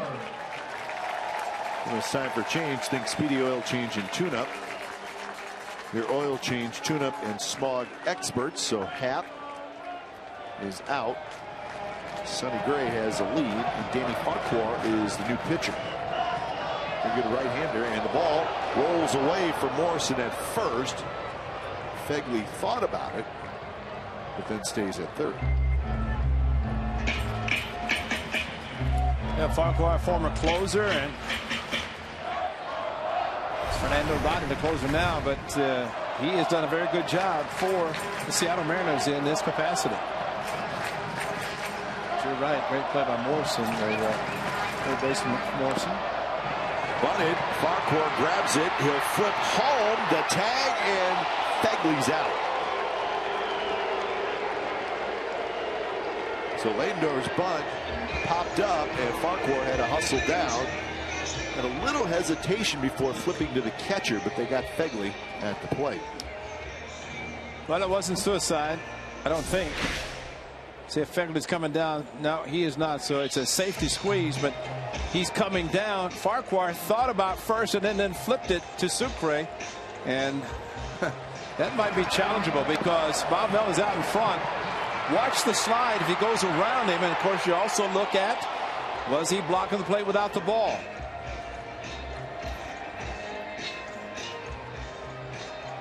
So they're going to check it, and it's supposed to be, see the foot, and he actually is doing it the right way, but that foot where it's positioned at times now is not correct, and I think they're going to challenge it.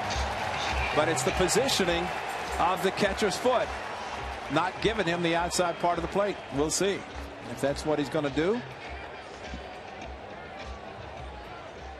See, you know, it's unfortunate with the new rule.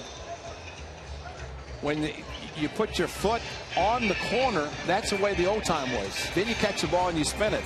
But now when you put your foot there, that's blocking the play without the ball, essentially. So while he was called out, they are going to determine in New York if it was an illegal block per se as far as the catcher.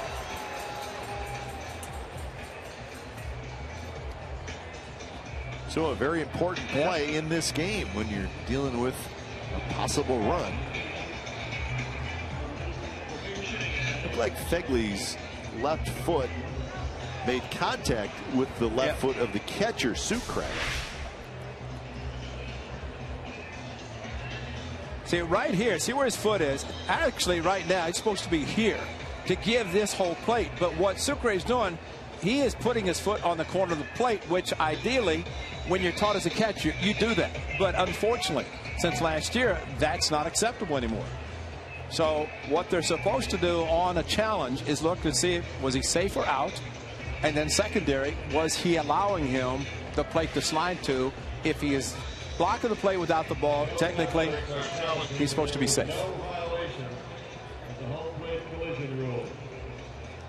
So they're challenging the violation and not the safe or out. And I think Bob Melvin said he has to specifically tell the umpire what he's going to do on a play at the plate, whether it's challenge the location, the catcher, or safe or out. But what I'd heard is that once it goes to New York, if you challenge safe or out, they're supposed to look at also whether the catcher is allowing him the plate to slide to. Sonny's in the bullpen, continue to throw with this extended inning. See the foot? Now, I mean, really, his foot's all over blocking the plate, and he had that foot positioned there before he got the ball.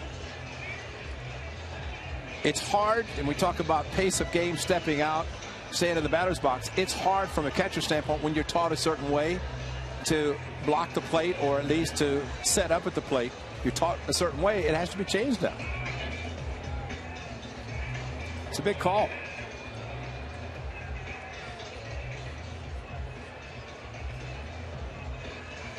It's great video boards, the guys in the dugout, as they were showing, they're showing right now the replay again, and they show Fegley sliding, then Sucre, you know, doing a very good job of blocking him off the plate. But old rules, yes. New rules, no. Great shot, guys. See, I don't think he ever got to the plate because of the foot.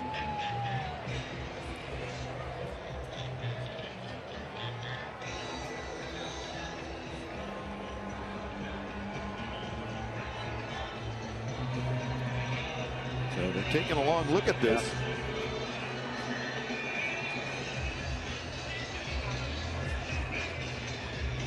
Okay, watch Sucre from the beginning. See if the umpire is not blocking him. Now, as he goes back, he doesn't know really where the plate is. Now, see, he's blocking the plate. They're going to call him out, but he got back and put his foot on the corner as he was waiting for the ball from Farquhar.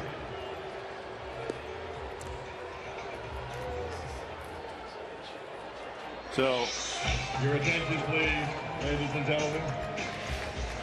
Batting for Gentry. no blocking of the plate is what they're telling us, and it's the second out. So the call stands. So the home plate collision rule, baseball rule 7.13, unless he possesses the ball, a catcher cannot block the plate of a runner attempting to score. In such cases, the runner will be declared safe, with one exception. And the exception is catcher may block a runner's path in order to field the throw, but only if the umpire judges the throw to be otherwise unplayable and the contact unavoidable. So if a throw takes the catcher into the line where he has to block home plate to catch it, they will allow a catcher to do that. So Sam Fuld is hitting for Gentry with 2 on and now 2 out. Fastball, swing and a miss. So the review took 3 minutes and 11 seconds.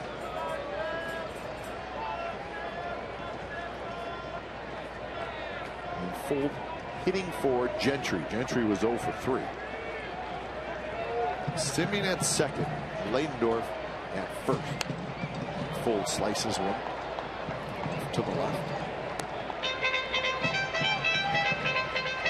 So Farquhar ahead in the count, 0-2. A's have taken the lead here in the bottom of the 7th.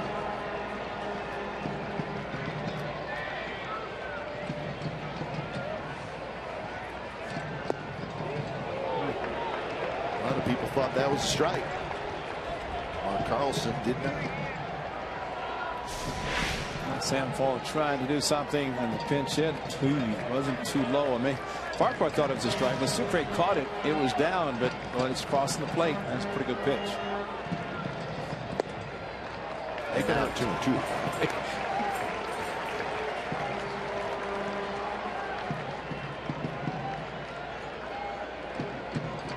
The A's had 3 hits through the first 6 innings. They've had 4 hits here in the 7th.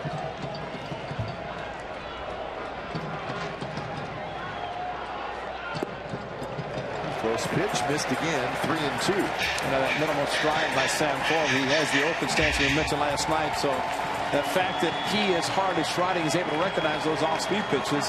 The hanger he hit last night to left center, he was able to handle, but also to recognize the curve low and take it. Runners go, ball's hit in the air, shallow center. Miller and Cano are out there, and Miller, the shortstop, grabs it right in front of Jackson. Side retired. Good inning for the A's. They take the lead.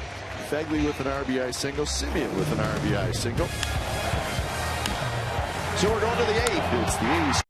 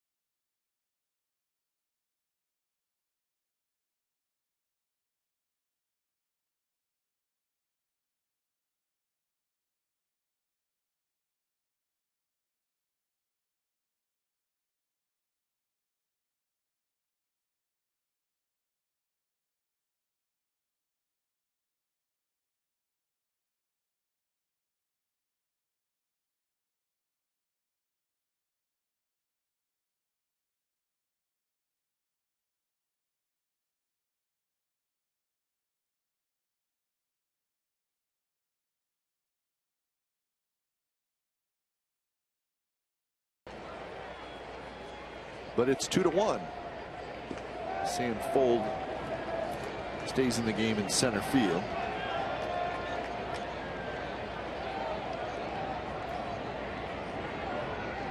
This is Ricky Weeks hitting for Sucre. So Weeks pinch hitting. First pitch just a little bit low. Out distribution for Sonny Gray. Pretty good at 90 pitches.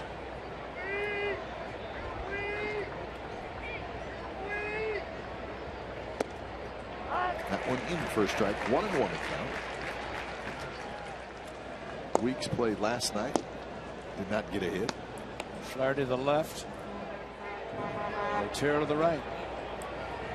Sonny Gray trying to go 8 innings in his second start, just like he did in his first start. Hit high in the air right center. Sam Fuld squeezes it. So Ricky Weeks is out. That's one out here. Your attention, please, for the Athletics, number Out at the top of the order, and Austin Jackson. The game is playing center field. So the A's will have to get through the heart of the Mariners order one more time if they're going to win this game. In fact, one of the things about a starting pitcher, and of course these guys are the setup guys, that Tyler Clippard there is the closer until Sean Doolittle comes back. So Clippard getting loose, and he hopes it would be a safe situation in the 9th inning. But this is where it's important as a starter to be able to go through the batting order multiple times. This is the 4th time through the order for Sonny Gray. So it's a matter of the catcher Fegley and Sonny Gray the pitcher remembering how they got the hitters out as they go through the order again. Stayed fastballs pretty much with Austin Jackson, definitely in the 1st inning. Not easy to get through a lineup 4 times. No, it's not, and that means you're good. It means you're able to stay in the game to go through the 4th time. But it's a great point because it's something that really takes a lot of concentration and the study, especially from a catcher pitcher standpoint. Because you're not fooling anybody the 4th time through. No. They know what you have. Sonny Gray made 5 starts against the Mariners last year. And plus also, okay, by the time you come up the 4th time, look how many hitters have already hit. So you've seen the pitcher, you've seen him yourself 3 times, and now you're seeing him and realizing exactly what he throws. Of course, he knew that coming into the game. And that one in the center, a base hit. Fuld hustles over. Show your emotion for the A's with an emoji t-shirt. Saturday, April 25th. That's when the A's take on the Houston Astros. They'll be returning from their first long road trip, 3 cities. 20,000 fans will receive the creative t-shirt courtesy of Grant Thornton LLP, which features Sam Doolittle, Coco Crisp, and Sonny Gray. Bob Melvin's going to the bullpen. 96 pitches for Sonny Gray. And, well, we're used to Sonny Gray being terrific. Yeah, we're going to hear an ovation and his walk-up music walking out. And very well deserved this ovation that he's getting as he departs.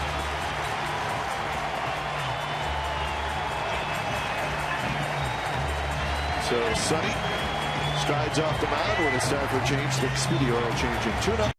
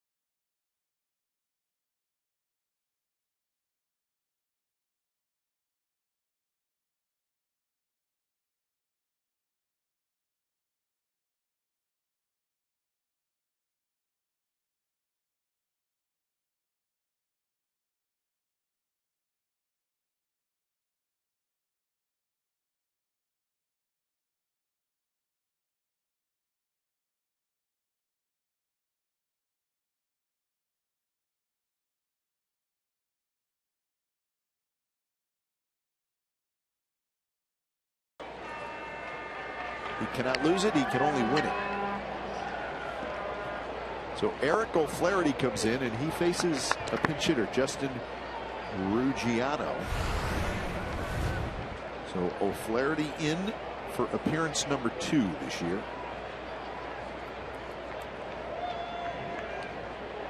So lefty on righty. Right back to O'Flaherty. Spins, fires. Simeon's got it. Steps on the bag, and it's not quite dug out by Canna. So the inning remains alive. So close to having an inning double play. Unfortunately, O'Flaherty caught the ball. He threw back towards the shortstop side. So Simeon watching, he has to reach back for the ball. Right there, reaches back, then has to find the bag, then quickly throw, and it's in the dirt, and Canna could not come up with it. But, you know, this is what a pitcher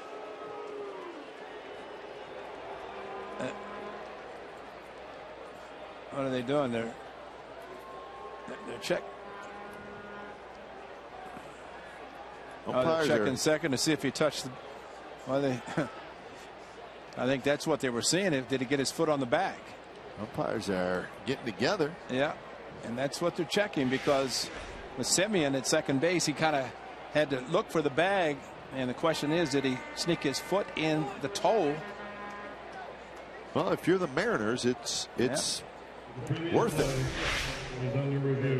See, he had to reach back for the ball, and that's the key right there. And then when he steps for the bag, is his foot? He's on it. See how his foot comes up? It looks like his foot is enough that it arches up there as he throws. We'll see. What is the old saying about inconclusive or conclusive? Not on yet. Well, this is going to be interesting. That look right there.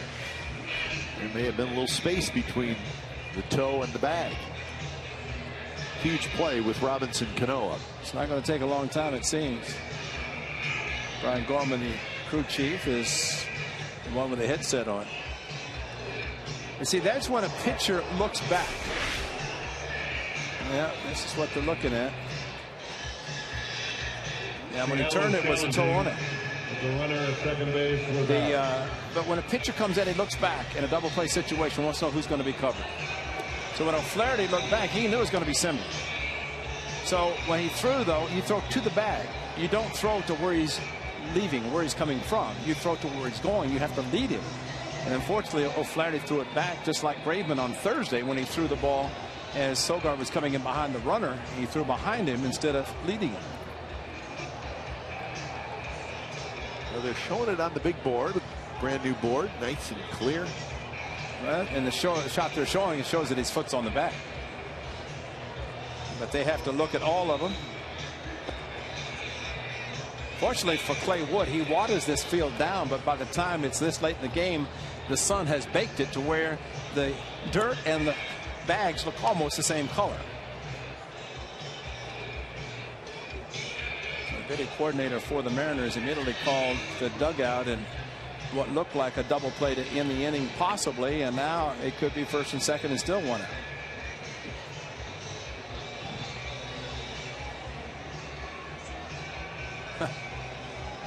Delaire just brings up the neighborhood play, which is maybe that's discounted like the pace of the game and pace of the game and the hitter leaving the batter's box. So Flaherty continues to throw.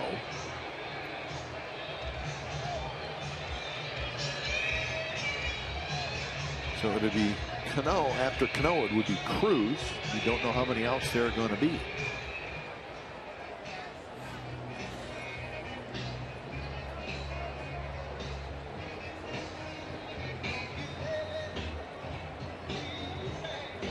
Just looking at that replay, you can see why the Mariners wanted to have it checked, but the question is there enough there? See, the umpire in his position at second base has the angle, and it looks like he's out with the different angles. So we'll see. Nope, called him safe. That's a tough call because that was not conclusive. So the worst case scenario for the A's just happened.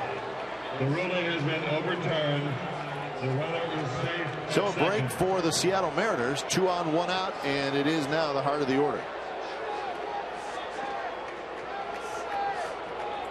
So it goes as a error on Simeon. 7th error of the year for the A's.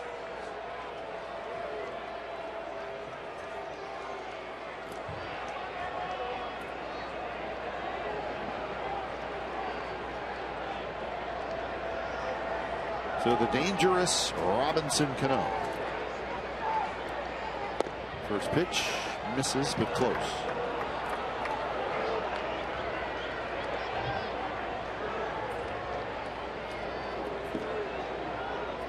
Good speed with Jackson and Ruggiano.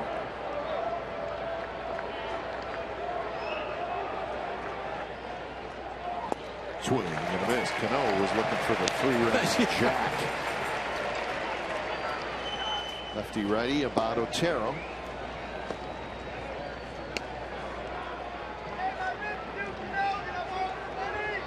Cano a fly ball to left, hit into a double play, and then he lined out to left.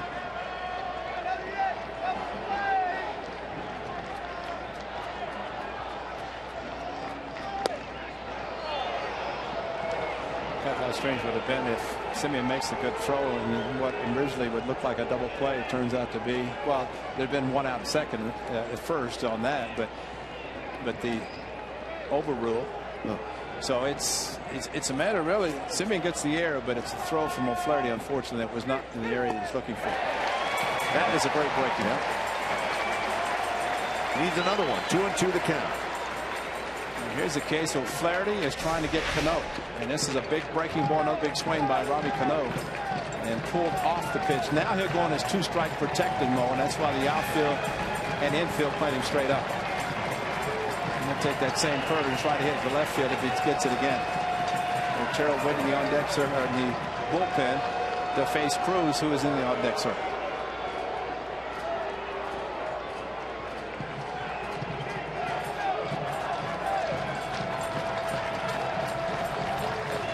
Pitch, and it's hit toward Cannon, who grabs it. Thought about second, but he'll get the sure out at first. So a big second out, and now it'll be Cruz. And he got Seager, and you know they could intentionally walk Cruz to face Seager, but Bob Melvin's going to try to get the third out with Dan Otero. I would think. He's not made the call yet. There he did.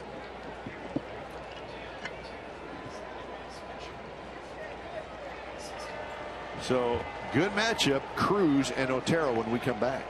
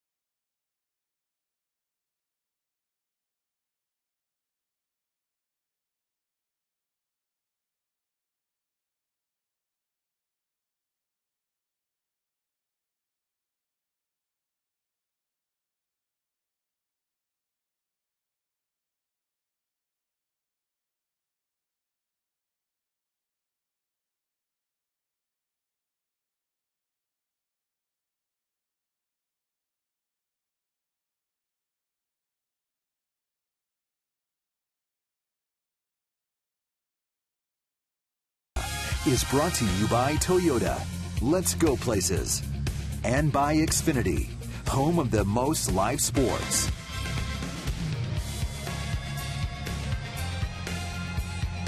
So the game is on the line. Second and third, 2 outs. Otero comes in to face Cruz. A's leading 2-1. Dan Otero, ground ball pitcher, and he is going to try to do the same with Nelson Cruz. Cruz takes inside, 89 miles per hour.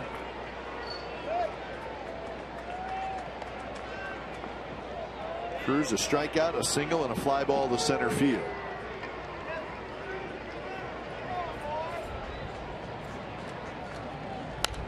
And a good rip there.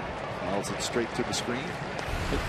Location inside, pitch away as Dan Otero, second game, 1 inning. He looked to hit the strikeout. And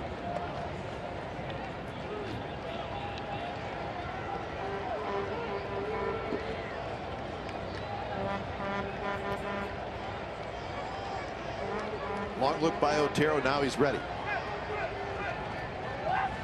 And Cruz hits one high to left. That's not good.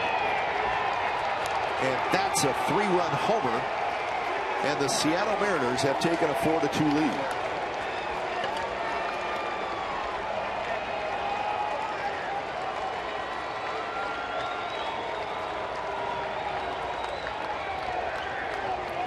Three consecutive location fastballs inside, and you're trying to get a ground ball inside, and you stay inside. And there's the pitch, and he pulled it open, and of course with the way he opens his stance and then closes, but that's exactly why they paid him the money to do it, to try to do that. He did it, and it's unfortunate. And what could have been out of the inning, and the A's now trail. So here's Seager. So the reversal of the call at second base looms large in this one. 3 outs would have been gotten before Cruz stepped to the plate. So Nelson Cruz, his first big hit for the Seattle Mariners, and it was a big one.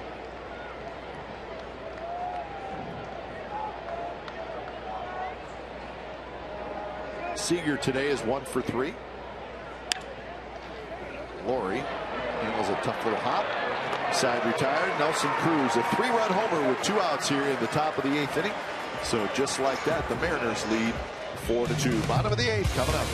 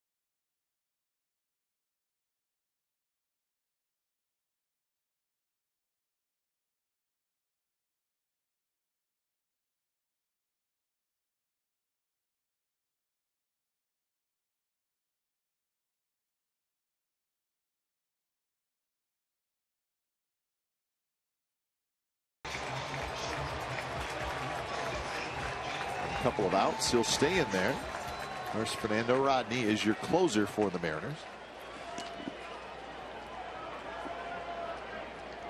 So Canna, Zobrist, and then Sogard pinch ran for Butler.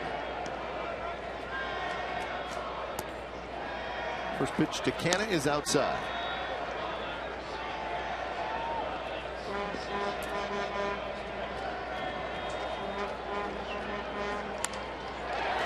the middle. Canna has his first hit. So the A's get right back after it here in the bottom of the 8th. Canna 1 for 4. Best for the breaking ball, fastball right back up the middle. Good hitting by Canna as he continues.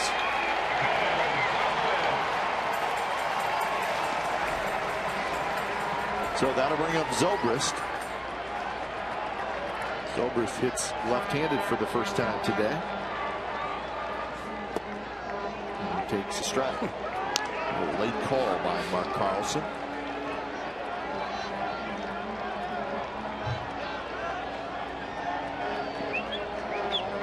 Zobrist is grounded to third, grounded to second, and grounded to short.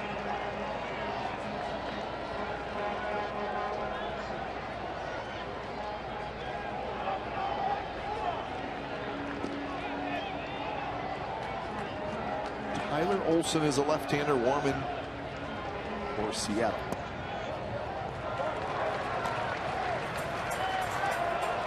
Furbush, the main left-hander, pitched last night. Clippard throwing in the A's bullpen.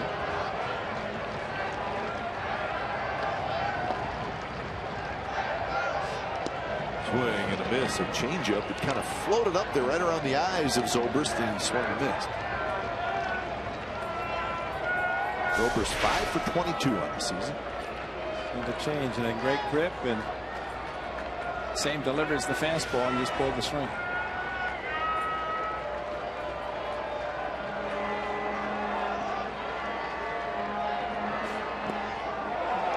The ball rolls away from Zunino, and Canna goes to second, takes away the double play.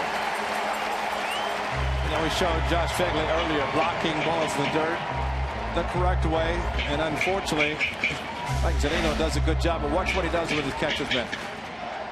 You can't block a ball like that. It just does not happen. And maybe he was fooled by the pitch, but you've got to get your body in front, turn the glove properly, and he just did not do it there.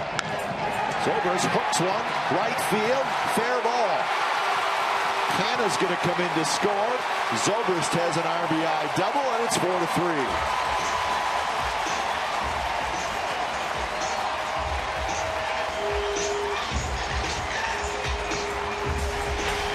A hanger, he swung and missed, and it came back with a hanging curveball, and Ben Zobrist, while out on the front foot, kept his bat back and down in the corner, thinking 2 all the way. And a great job by the veteran outfielder, and Ben Zobrist comes through. Tying run in scoring position, exactly what you want to have coming late in the game.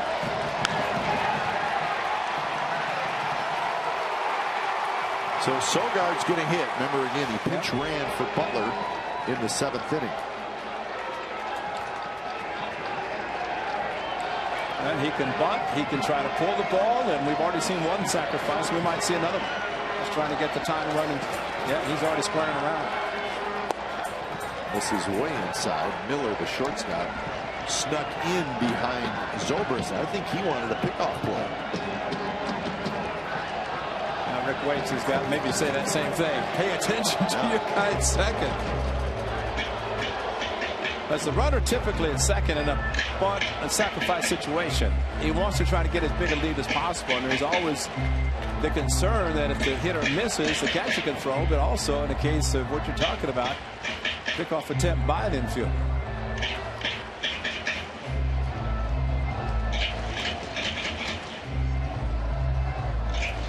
Nelson Smith, the right-hander, now joins Olson, the left-hander.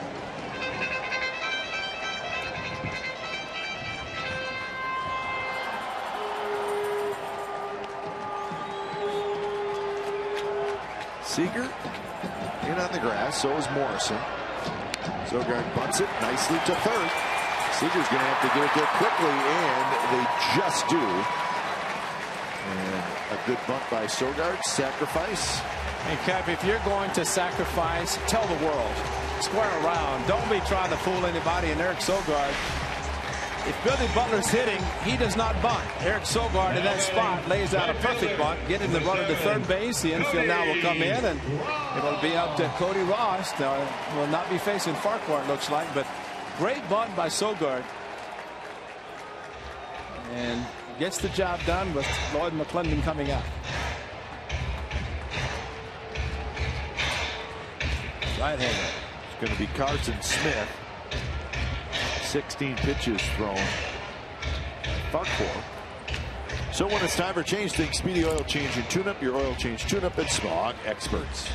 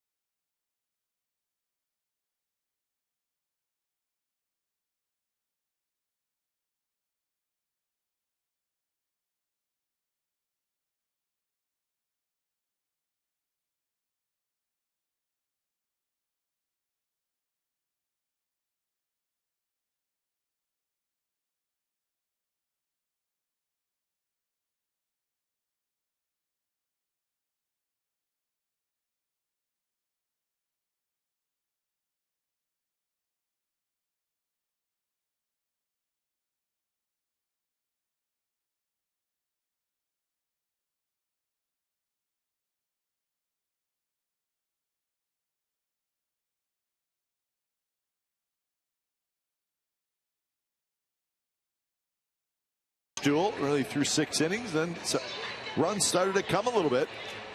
J.A. Happ was good, so was Sonny Gray. The big hit, Nelson Cruz, a 3-run homer with 2 outs in the 8th inning to give the Mariners the lead. But as the A's always seem to do year after year, they have answered right back, and now they have the tying run at third with 1 out. And that's our game summary. We're going to have a pinch hitter. It's going to be Ike Davis who's going to hit for Ross. Batting for Cody Ross. Number 17. He's going to be facing Carson Smith.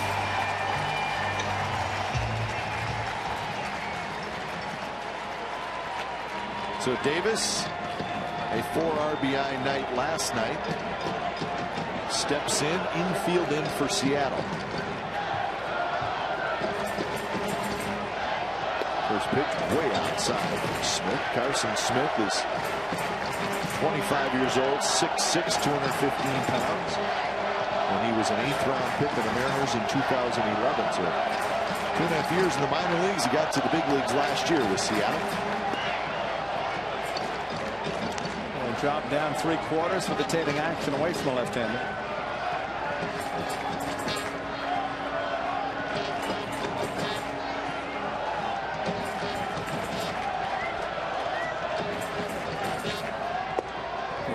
Outside corner, off speed, 83 miles an hour, and it's 1-2. Ike Davis as a pinch hitter last year, 3 pinch hit home runs. Right now, you take one of those gappers that he hit last night, including his 3 hits. Swings and misses, struck him out. Stayed away, everything away, especially the backdoor breaking ball. That was a nasty off-speed pitch. Yeah, and especially after the first one that missed, and then just kept going, and see the spin. He just flailed at it, trying to make contact. Trying to stay alive, couldn't do it. So now it's up to Laurie. He will need a 2-out hit. Defense goes back to their normal spots. Big swing by Laurie. He might as well look breaking ball, because I'm sure he's going to get a few, especially after Ike Davis just saw 3. And first one to Laurie. Flared, shoot it to right field. That one's belted to left field. Ackley going back. It's over his head. Up against the wall. And we are tied in the bottom of the 8th. What a way to get your first ribby, huh? A hanging breaking ball. And Brett Laurie said, you keep throwing them. You hang one, I'll hit it. And he crushed it. Here comes the hanger. There goes the hanger over the head of Ackley. And Brett Lord might have thought he'd gotten enough to get it out, but it's over the head, bounced off the wall. And he crushed it. No chance for Ackley. Just threw up his glove in hopes that the ball would find his glove. No chance. And it's a double. And again, the A's have the chance. And Stephen Vogt's going to pinch hit to try to bring home the excited one at second. But what a big hit. And the first run batted in for Brett Lord. Your attention, please. Ladies and gentlemen, for the Athletics, batting for Bagley, number 21. So the A's had 4 hits in the 7th inning and 2 runs. 3 hits here in the 8th inning, and they've scored twice to tie it up. I think they're going to put him on. I think that's what Lord McClendon was saying. First base is open. Semi in the on-deck circle. And we'll see with Vogt coming up, and that's exactly what they're going to do, intentionally walking.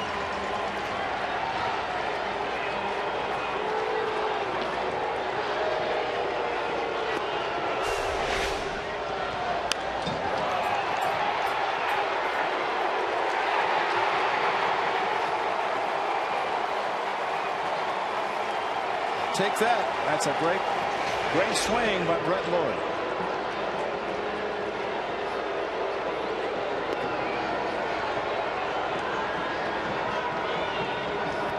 So it'll be up to Simeon.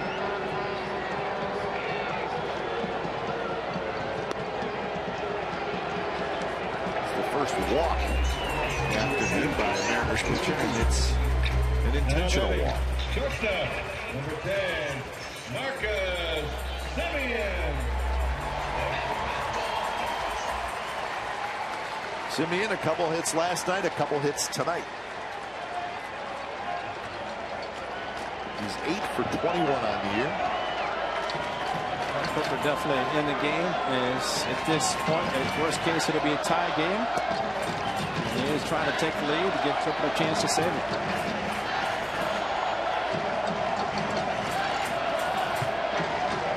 Wins when trailing after 7 innings, most in the majors last year.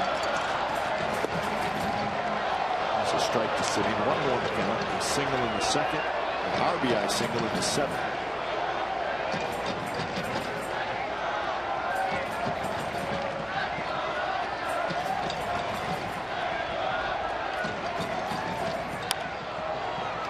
Seager waits for it. He'll step on the bag.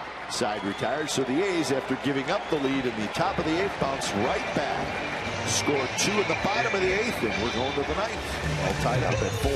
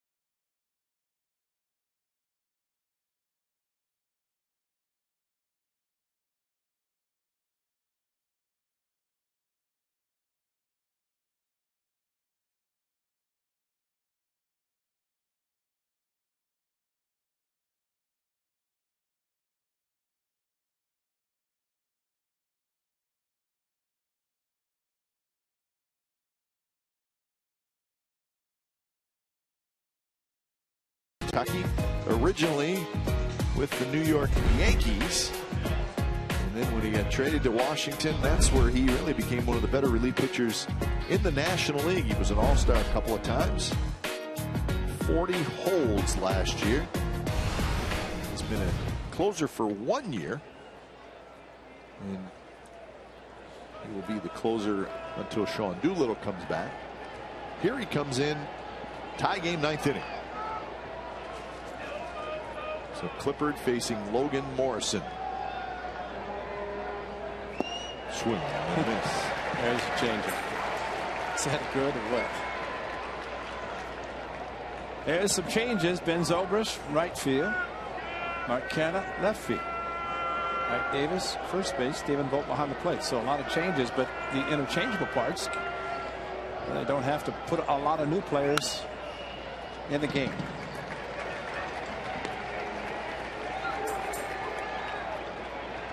So there's Ike Davis. So 0-2 the count. Morrison would be followed by Ackley and then Miller.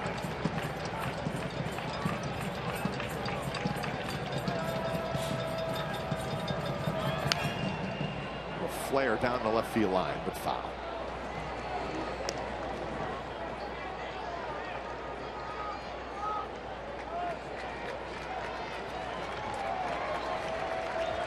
Indians have come back to take the lead at home against the Tigers. They were trailing 2-0 for a good portion of it. Now the Indians lead 3-2 in the 7th.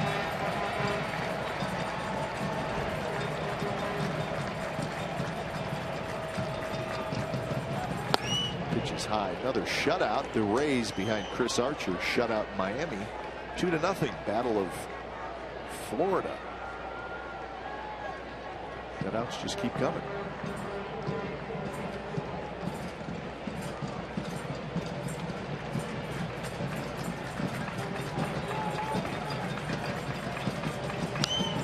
Straight back. Fastball at 92 miles an hour from Clippard. Morrison today has a fly ball to center, fly ball to left, and he has struck out. So 0 for 3 today, 0 for 6 in the series.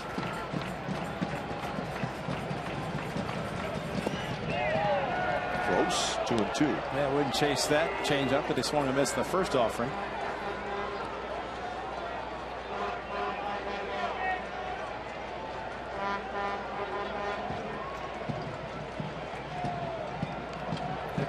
Reliever to pitch out of the windup and nobody on base. Most come in pitching out of the stretch immediately. Had to wait on that. Skies one to left. Canha coming in. And a basket catch by Mark Canha. Had it all the way. You know, he goes from first base to the sun field in left field, and that is a tough sun field. Sunglasses. Where's the ball? Is he ever going to come out of the sun? Oh, there it comes. Zobrist lost one of the lights earlier in the homestand. And Mark Canha had a basket catch this one, and maybe pull out some more lines from Bull Durham after making a play like that.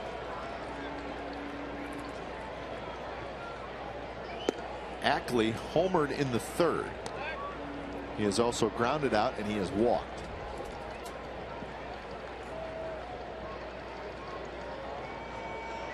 Ackley 3 for 9 to start the season. Good pitch. He's got changeups. He's 78 miles an hour. His fastball's 91, 92, 93. You got the other guy in the bullpen, Jeff Rodney, who has a great changeup as well, plus about a 97 mile an hour fastball.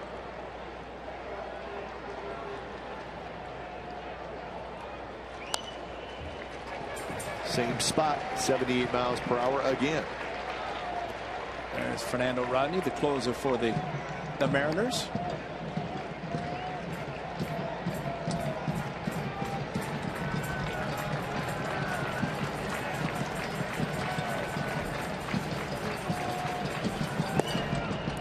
Missed inside. Brad Miller, another left-handed hitter, waits in the on-deck circle.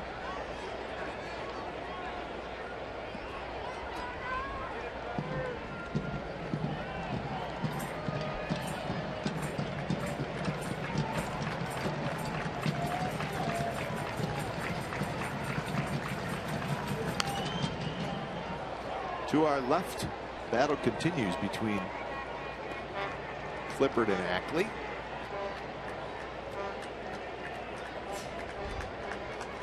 He scored a couple runs in the 7th inning. Mariners scored 3 in the 8th. He scored 2 in the bottom of the 8th. Hooked down the right field line. Foul.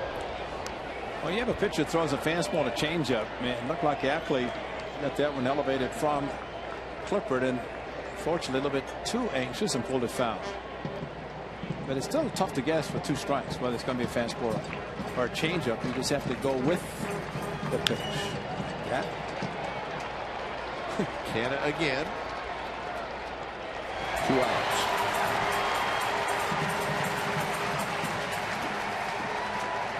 So that'll bring up Miller.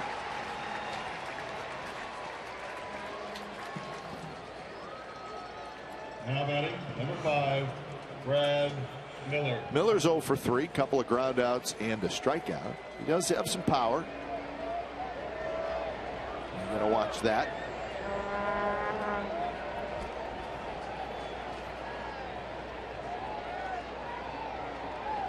Miller hit 10 home runs last year in 123 games.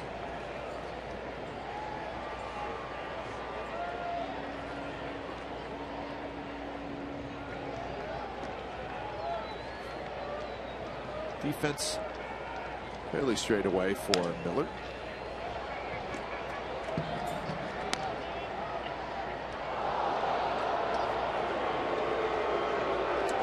Well, I'm surprised you have a couple of lefties hitting fly balls in left field against Clippard, because they knew and are aware of his great changeup, which makes him a little bit tardy with the swing, especially with a couple of strikes.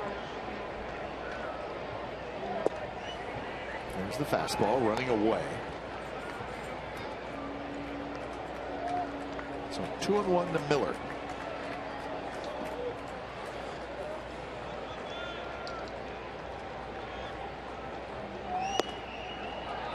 Changeup. That one is kind of floated high. 3-1.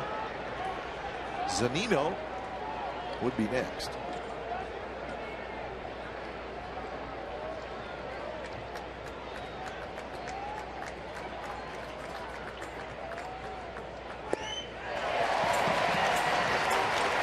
That's a surprise, but he challenged him with the fastball and he swung through it. But maybe the thought in the back of the mind of Miller is that he's got the changeup. We'd throw the 3-1 changeup to the fastball and not able to make contact. So he can come back either way, fastball or changeup.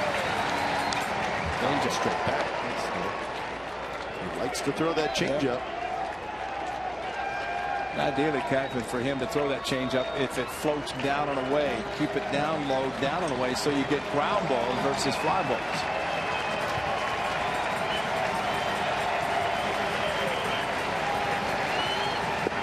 Missed outside, and pretty good at bat by Brad Miller.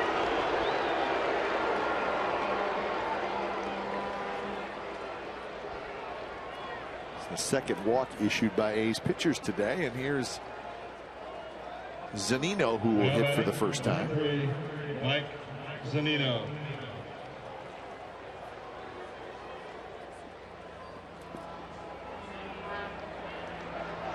Zunino was 0 for 3 with a couple of strikeouts last night. Had trouble with the high fastball that Drew Pomeranz threw. Missed outside. Zunino has power. Yes, he does. Just off the plate.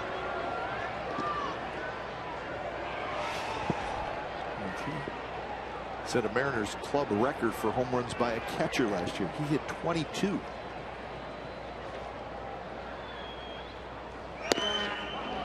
Missed again. 2-0.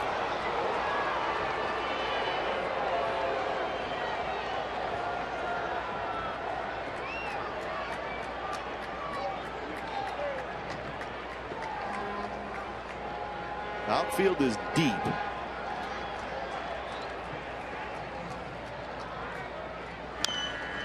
Rolled foul, so a 2-0 changeup, 79 miles an hour. That's to the power hitter, and that's a very good pitch. And you have confidence to throw a changeup As no doubt Clipper does. Not surprised. And getting this just in case. If the Mariners take the lead, it would be in. Otherwise, probably would not.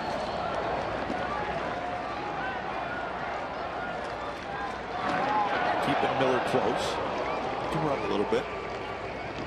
There are times just what a thought process for a hitter, what a pitcher is capable of doing, can be just enough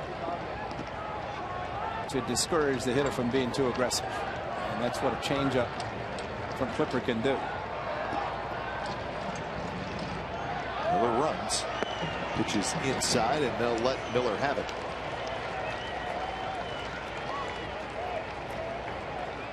So that's the first stolen base of the year for the Mariners. Well, that's the go-ahead run. And Stephen Vogt did the best thing. Why take a chance and throw it to center field? He had no chance to throw him out, so he just threw it back to Clipper. But how many times have we talked about closers, and Clipper was in that category at one time, do not have particularly great moves and keeping runners close? I would say 95% of them don't have a great and sometimes it's surprising when guys don't run when closers are in.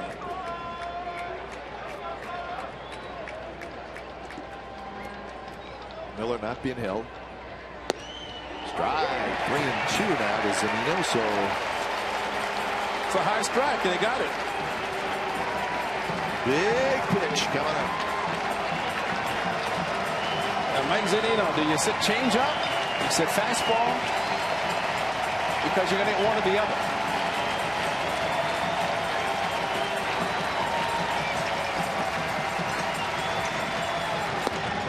When he checked his swing, he did not go on a high fastball. Wow. Tell you what, he could have been called out, and Mike DeMuro did not have to go with Zunino, who was heading to first base. But he started to go after the high fastball, and watch how quickly when he stops. That's a swing. He went through it. I bet on the side angle, watch how far the bat goes through. That's a swing. That's a big time swing. And Tyler Clippard, and see the appeal when the hitter does a good job and he runs out of the batter's box. There are a lot of times it's you get the call. In this case, he did, and that was a swing. So now 2 on 2 out for Austin Jackson.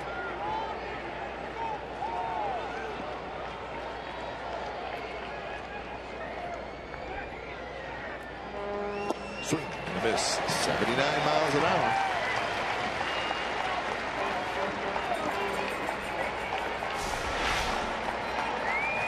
This pitch changeup. Austin Jackson in his last at bat. He singled with one out on a 2-strike fastball down and in. And O'Bod getting loose, probably part of the batting order. Not close. Fastball very high. So it started with a couple of fly balls to left field, but then Miller will walk, Zunino will walk.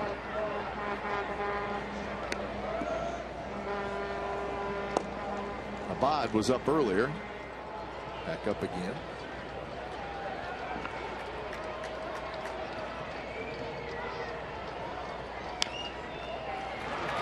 Change up. Maybe a little more hittable. He was right in the middle of the plate.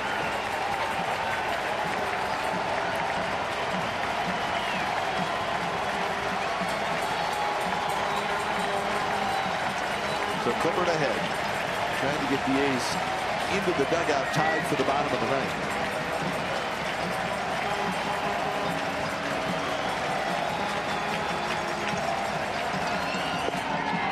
Very close. Change up that kind of floated to the inner part of the plate. Oh, where Vogt was set up, if he's on the corner as it floated that direction, try to frame it in the zone, but did not get the call from Mark Carlson.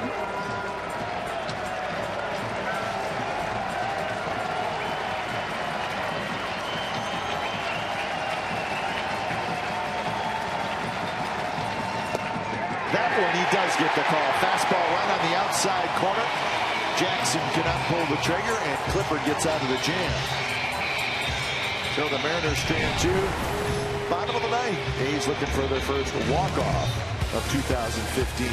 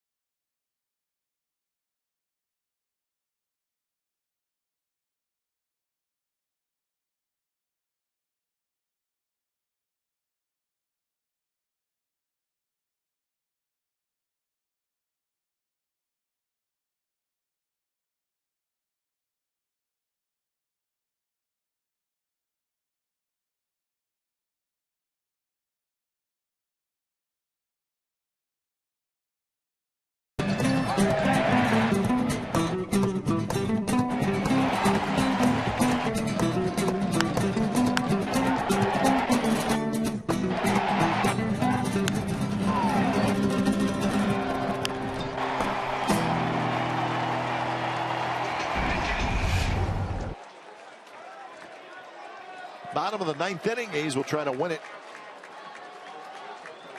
Carson Smith faced 4 batters in the 8th inning. He stays in the game for the 9th. Leidendorf, Full, and Canna are your 3 scheduled hitters. All the extra players have been used for the A's.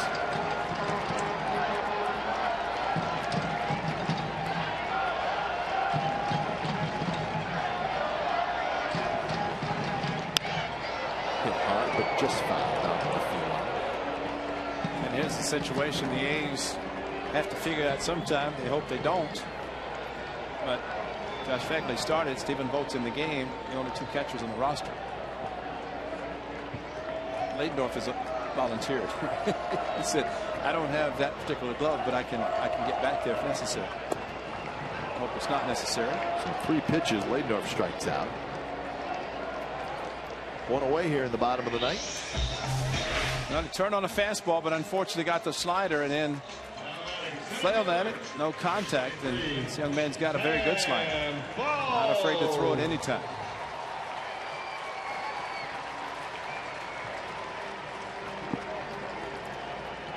Second at bat for Full. He hit for Gentry in the 7th inning.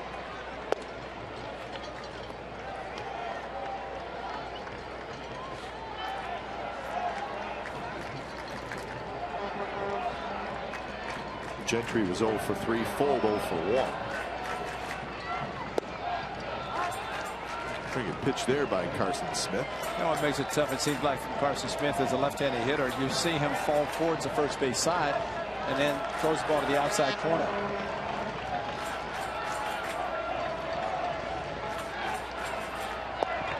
That drops down a little bit too. It's like Holler from Kansas City, the closer.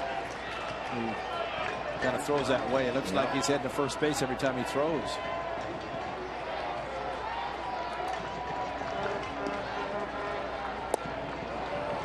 Sam Full went around. I guess it depends who's on the corner, whether you get the call or not. In this case, Sam Full probably went as far as Mike Zunino did, but Ryan Gorman at third makes the call. 2-2 is hit toward Cano, who scoops it up. So 2 away here in the bottom of the 9th. But Canna will hit. You think Canna can really be a hero? Sure. Sure he can. Well, he's wearing that familiar number worn by Josh Donaldson for several years, and Josh Donaldson would always come up big in these situations. About the Philadelphia game in which he went dead center for a walk-off. For the number 20, Josh Donaldson. There's JD's number now with Toronto.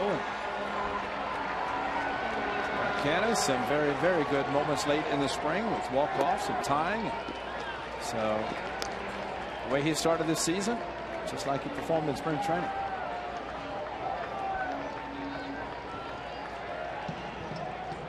But a leadoff single in the 8th started that 2-run rally. Inside corner with a fastball. Tigers have grabbed the lead right back. Cleveland, Detroit 5, Indians 3, 7th inning. Only game going on right now in the American League outside of this one.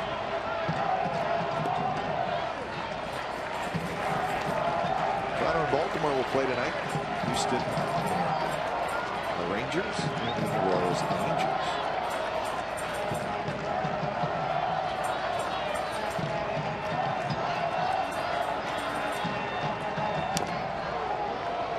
That went a lot of sinking action.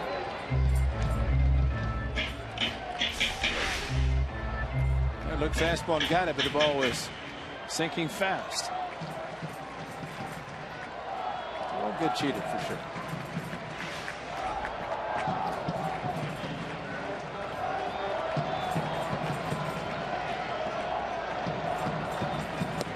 Strike 3 called, and a pretty good inning for Carson Smith.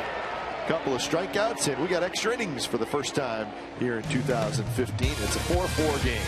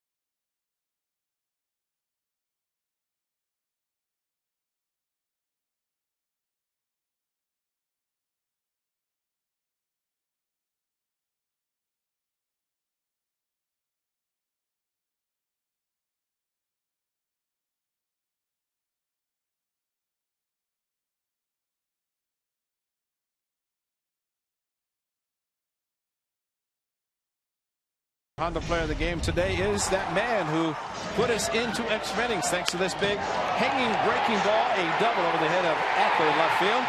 That would score the tying run and put the go-ahead run at second. Unfortunately, he was stranded there, but very excited was Brett Lawrie, who picks up his first run batted in with his new team. A ringing double and a hanging breaking ball, and not surprised that he kept seeing the breaking pitches, but this time it was a hanger and he was all over it.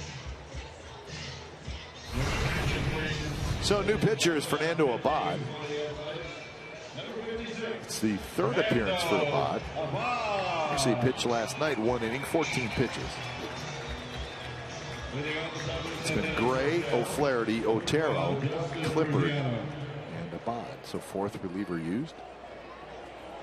We mentioned Fernando Abad's music, but we haven't heard it in the last couple of days. And I asked him after the game, I said, "Puppy, where's your music?" He said, "I don't know, man. Where's my music?" He wants to. These guys want to hear the walk-up music. No, it's hard to keep track. That is a foul ball. Lawrie wants to argue. Nobody's really listening. Now he's going to ask the home plate umpire would have a better look at it. That would be Mark Paulson. The third base umpire actually does not make the call in front of the bag typically. This ball is behind it, across the bag, get it over the bag, and Ryan Gorman said no. Brett Lawrie, when in doubt, throw, and then argued later. So he does that. All it has to do is cross any part of the bag, and it's fair. And according to Brian Gorman, once it crossed the bag, which it's his call, he called it foul. 0-1 to Ruggiano. 0-2 to Ruggiano. Cano to follow, and then Cruz here in the 10th.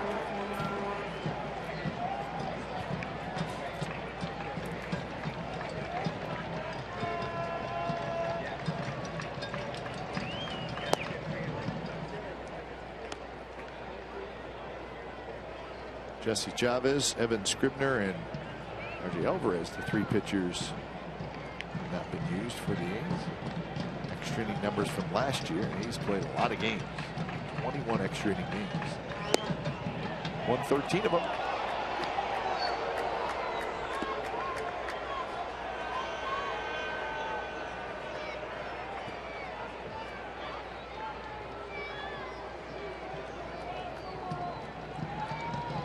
Swing and a miss out in front, 74 miles an hour. Well, he likes to a changeup. He's added a cut fastball and then a changeup to the right-handers. You see the grip of the changeup coming out of Fernando's hand, and it's been a good one. And so a couple of former Nationals now pitching for the Athletics. Clippard that we just saw, and Abad again.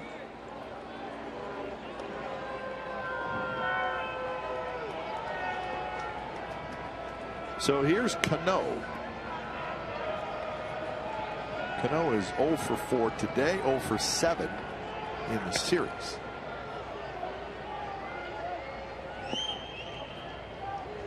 Seven hits for the Mariners, 10 hits for the Athletics. There's been one error in the game, and it was a costly one. It was committed on the play at second base. Simeon did not touch the bag.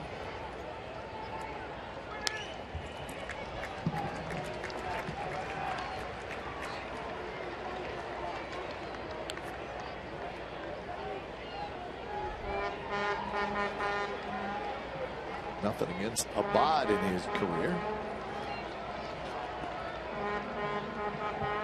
Not an easy at bat for a left-handed hitter, Fernando Abad.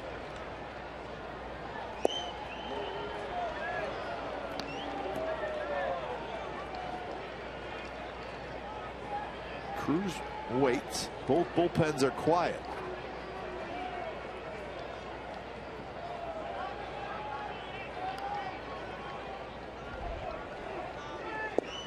Strike, breaking ball, and it's 2-2.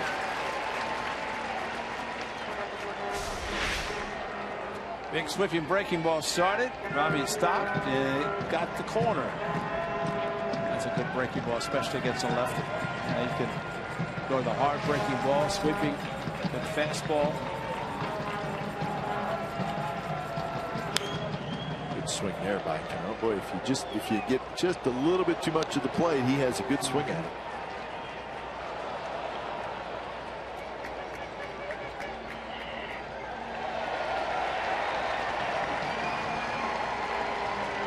Thing about Cano, it's tough on a pitcher and a defense because he thinks opposite field in these 2-strike counts.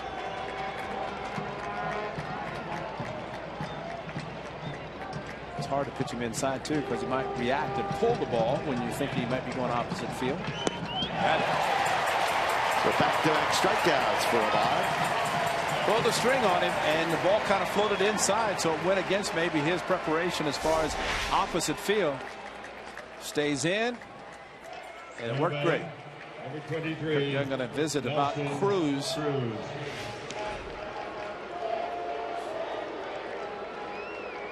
Cap, we have seen Cruz, and we've seen him in his major league career where he has that exaggerated open stance and then he closes, and typically you figure if you can pitch him well enough inside, by the time he starts to close the front foot, maybe the ball's mine. But if you make a mistake, which was made, and you go inside, then the result could be exactly what he showed. Olson, the lefty, is up for a second time. Kurt Young probably saying, you got Seager, the left hand in the on deck circle, is a great hitter, but this is one guy, one swing of the bat can really hurt you. Close pitch. 1-0 the count. Cruz's home run in the 8th, his first of the year. He now has 198 career home runs.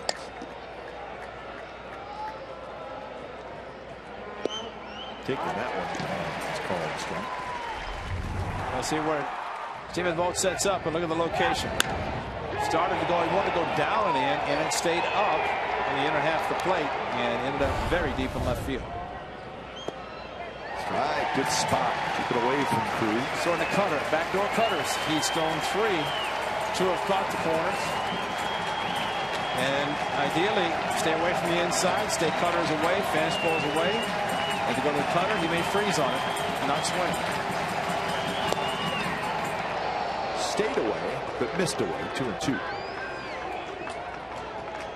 This is where a hitter has to be wondering, are they going to pitch me carefully, walk me? The pitching coach going out, so 4 pitches all outside, so the plan so far is exactly that.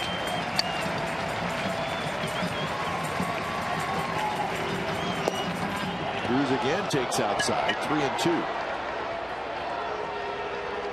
So Cruz is kind of picking and choosing. He's trying to get that one pitch that he can drive. And he wants it inner half the plate. He may not get it on the inner half. No, shouldn't. And no doubt. Lines that one past Simeon. So that ball was out, but Cruz, he was out in front, and he kept his hands back just enough to. It's a changeup.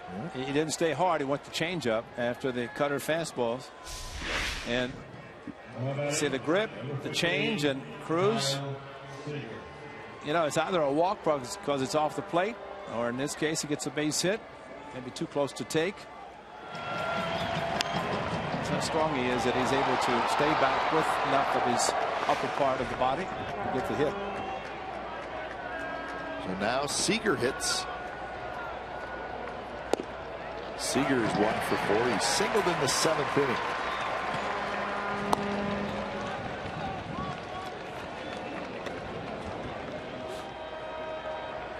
The lefty's ready to come in a tie game. Rodney, if they were to score. And that would hit high in the air in the ballpark. And Fold has it. Side retired. Bottom of the 10th coming up. It'll be Zobrist, Sogard, Davis. See if those 3 can win it for the A's.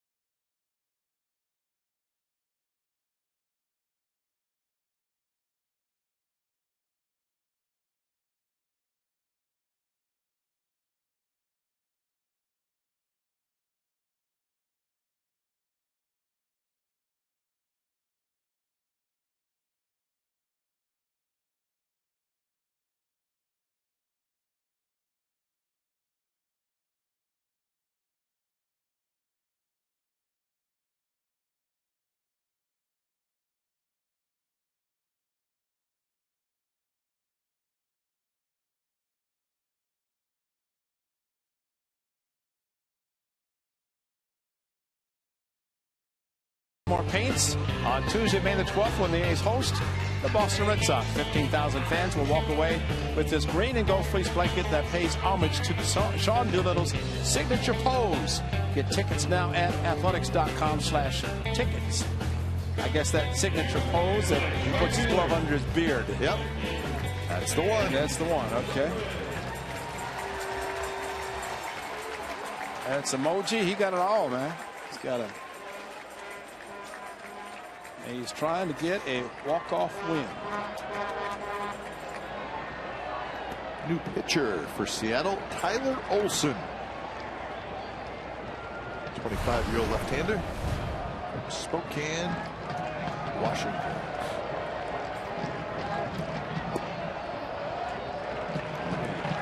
Made this team out of spring training. 7th round pick in 2013, so not a lot of time in the minor leagues. And a Washington native on top of it. Zobrist rolls it foul. 2-1 count.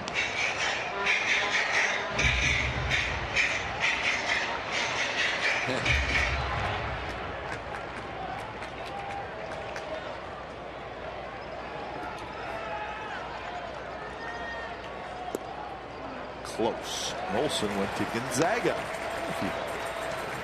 Up in Spokane. Gonzaga could very well be your first choice.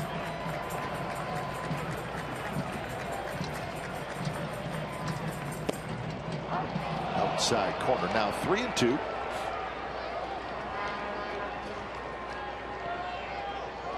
Now Sogard would love to see Zobrist get on and somehow get him in the scoring position. Hooked foul. Almost a nice play. Almost an injury. Almost a lot of things, actually. Look out. Incoming. Oh, clank. Zobrist shoots one to right field for a base hit. And Zobrist is 2 for 5. He had a big hit in the 8th inning. And Sogard with an outstanding sacrifice. He probably will get a chance to do it again. Zobrist staying back. He got a breaking ball inside to pull down the left field line, then a fastball away, going opposite field.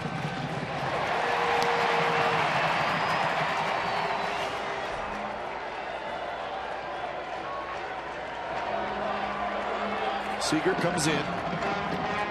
Sogard a sac bunt in the 8th. Did it in the 8th to help you tie the game.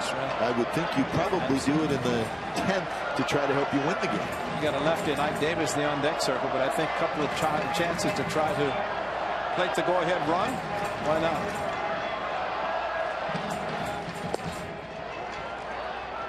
So he was going to bunt. The breaking ball floated in there for a strike. But thought the same sacrifice as we saw the previous time when he just squared around and made it perfectly down the third baseline.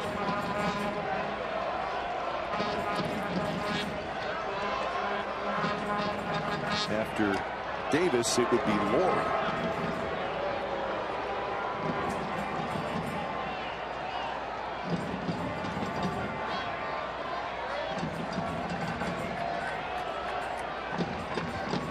Zobrist a decent lead. And it's bunted, and it's just going to triple foul.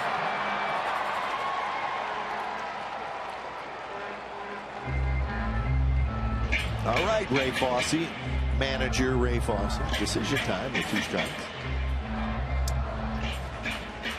I don't think he does it again, but you know it's different this at bat because it's as if Sogard was thinking more base hit with the bunt because he didn't sacrifice as you would think in the real terms of sacrificing, giving up yourself and squaring around the bunt.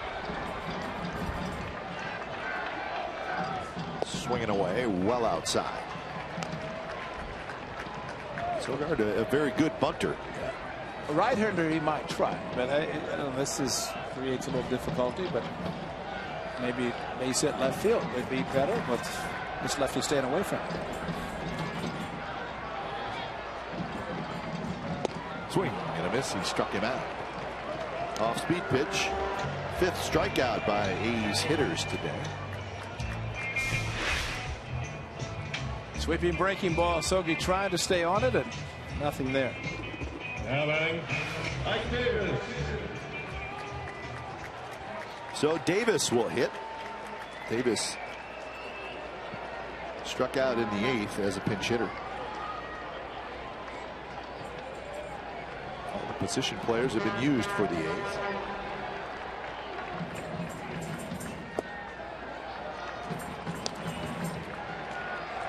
Sometimes in his career he has struggled against southpaws. And then sometimes left-handed hitters will say, I want to see a lefty pitcher because I want to keep my right shoulder tucked in more. Yeah, the right-hander his last at bat took the outside cutters.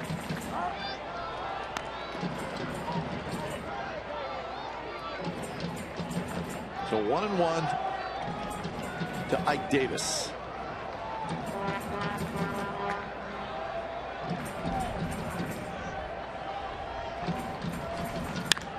That one's hit toward left center. Jackson on the move. Still on the move. And it's off the top of the wall. Here comes Zobrist. They're waving him home. The throw to the plate is there. He is out.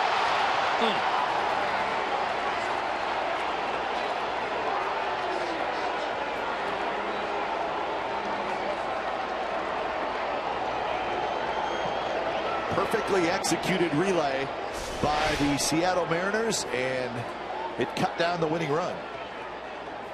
Wow.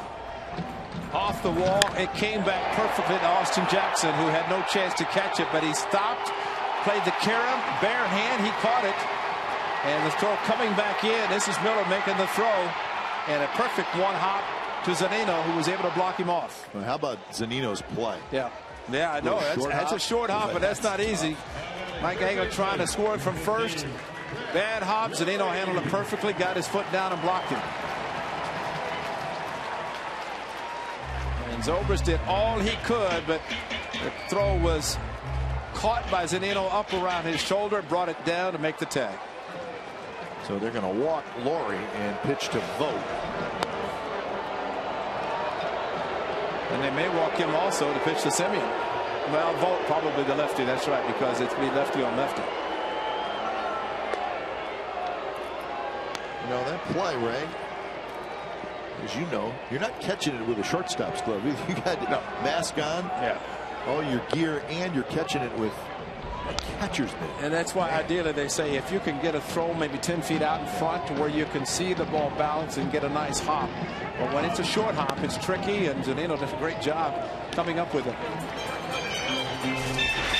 Now watch Zunino. Watch him catch this ball. It's coming up. He's down, and then he has to come up and really catches it behind him. Then has to apply the tag. But in that case, Mike Gallego is always aggressive at third base coaching. A thankless job. But what he's relying on there, 2 perfect throws. The number 1 was Jackson taking it barehanded, which was dangerous in itself, as we saw Rual the other day with a 10-run lead. This is a little bit more critical. But he was able to handle it, throw to Miller to Zunino, and can't fault Mike Gallego. But Zobrist just could not get his foot in. He almost knocked the ball out. Zunino able to hang on. But let's see, right there, if he catches the ball, there, he can run over it. Once you have the ball as a catcher, you're open target. It's whenever you don't have the ball and there's contact made, the runner's out. It's kind of a hard play because in this case it was bang bang. Zobrist intent on just sliding. Meanwhile, great piece of hitting by Ike Davis. So the A's can still win it with Stephen Vogt. Davis at third, and the pitch to Vogt.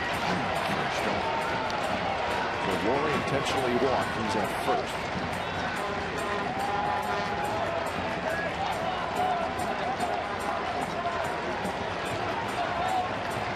Second at bat for Vogt. The runner goes, and it's a called strike. 0-2 to Stephen Vogt. So now he's got to grind out an at bat here. Well, he's got to go thinking opposite field. Of course, Laurie, nobody holding that. His run's not important. All it does is take out a force-out possibility. So good to see him there. But Stephen just blocked him the right side, thing opposite field, shoot it through the infield. Has to go well. That's past the right-handed hitting batter's box to catch that one. The ball game this afternoon here at the Coliseum. Still in doubt.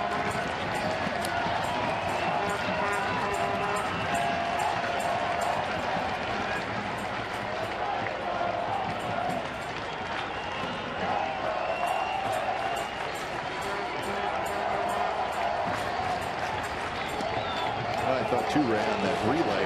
If you watch Miller, the shortstop, he didn't rush. No, he didn't. He kept his composure. And that's an easy play to just rush and just, I got to get rid of it. I got to get rid of it. But he really was under control, turned around, and he made a good throw.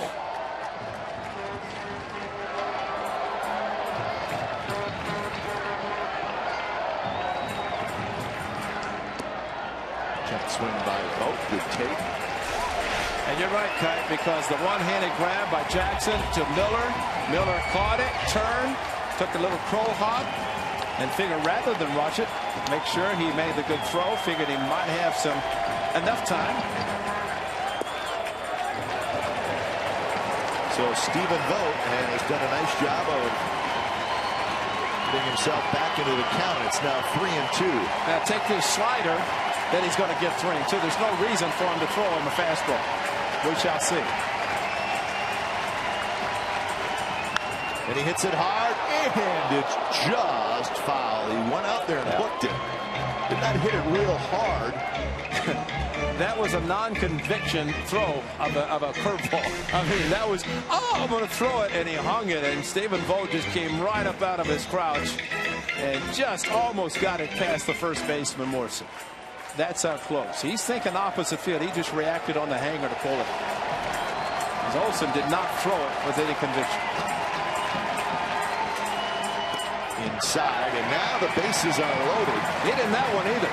If you're going to throw a slider to a lefty on lefty, you better throw it hard, and he did not, and he's fortunate that the first hanger wasn't a hit. Well, now Tyler Olsen, he's got to throw. Well, he's got to throw some strikes. Yeah. And Simeon knows it. Davis at third. That's the only guy that matters. Laurie and Vogt, they're out there, but they mean nothing at this point. 2 outs. First pitch to Simeon. Bounced. Seager backs up. Fires to second. Not an easy play. Seager takes care of it. And the A's leave them loaded. They were so close to winning it. 11th inning coming up. We're tied at 4.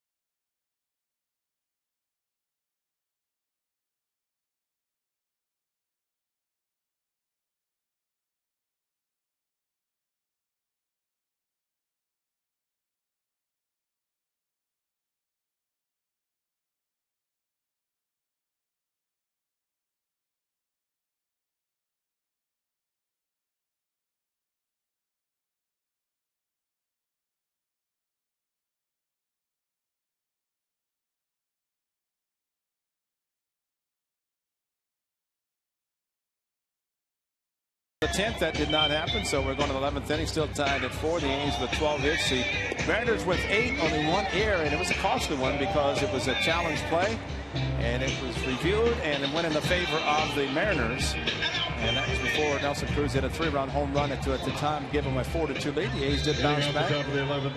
Boy, with a ringing double to tie it, take us into extra innings, and as the man who hit the 3-run home run, his first. as a Mariner. So Abad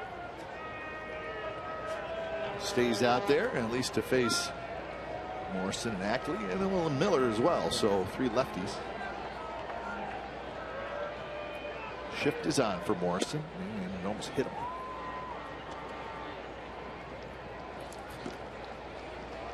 Man pitch forever, Jesse Chavez. As the A's do have the long guys still in the bullpen, the real long guys, those ultra and medium. That's right. And hope that is not necessary, but if necessary, give him some innings. 1-1 the count to Morrison, who is 0 for 4. He's overstarted, was thrown out at the plate. Ike Davis almost brought him in with an opposite field double off the wall. Good slider, and that's why, if you're a left-handed hitter, not fun. That's right. Facing a bot, not fun. He could throw the slow curve, which got it over, and then throws the hard one, freezes him, couldn't pull the trigger. And he's got a really good fastball that he can throw anytime he wants. 1-2 pitch, and there it was. Huge MPH differential between his curve and his fastball.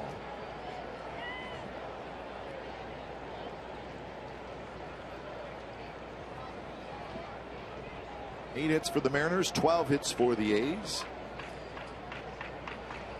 And there's a shot, center field, a base hit. Logan Morrison hung in there, stayed back, lined it to center for a hit. Follow the Athletics all season in 2015 with MLB.com at bat, the #1 app for live baseball. At bat is up to the moment, at any moment, with in-game highlights, live look-ins, replay reviews, radio broadcast, statcast, and more. Get MLB.com at bat for your smartphone or tablet. You wouldn't go back to the slider, stay with the fastball, and Morrison saw one. And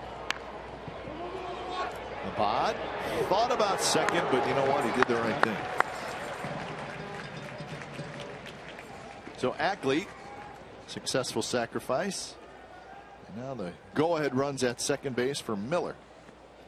Number 5. Well, when a lefty leadoff hitter gets on base, it gives the opportunity to put a runner in scoring position and take a chance with another lefty and then the righty Zunino if it gets to that point.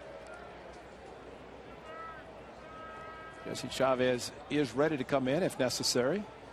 So it might be one more batter for Fernando Abad.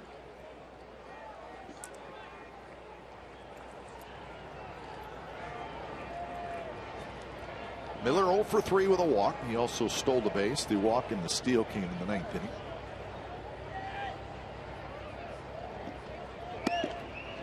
Fastball running in. Miller had to check his swing.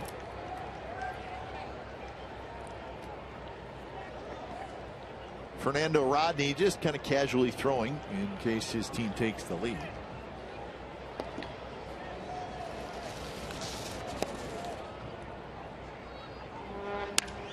Liner, base hit, and the Mariners are going to take the lead.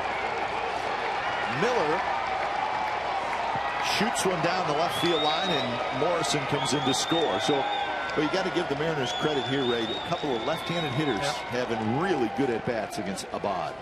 Well, unfortunately enough, the pitch is up too, and Morrison got the base hit up the middle, and here's the hanger. That's the breaking ball that just stayed up, and Miller, you're right, going opposite field. He did walk his last at bat, but 0 for 3 coming in to the at bat. Gets a ball that's left up, shoots it down the left field line. So Jesse Chavez had to come in and try to get Zunino and Jackson to get back in the dugout, trailing by 1. So Abad inning into third, and the Mariners have taken the lead here in the top of the 11th.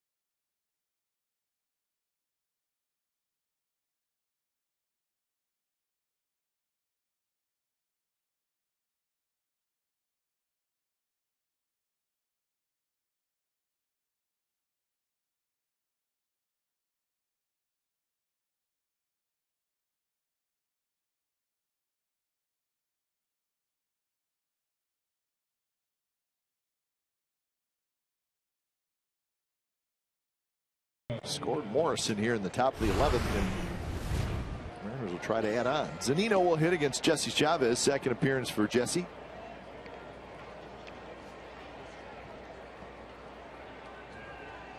An RBI by Miller, his second of the year. So here's Zunino.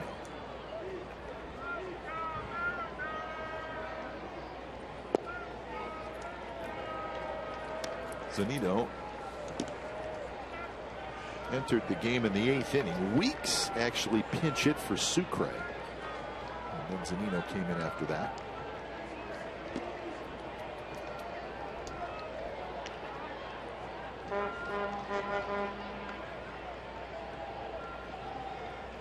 Missed again. 2-0 the count. So Fernando Rodney has taken the jacket off, and now he's getting a little more serious down there. He knows he's going to have a 1-run lead. Well, he didn't need to try to save the game at Felix. Well, it's 4-1 though, right? Yeah, I think he got the save in the opener. That's it. Then they were lost the next 3 actually. He'll probably be here tomorrow with his King Felix crown on.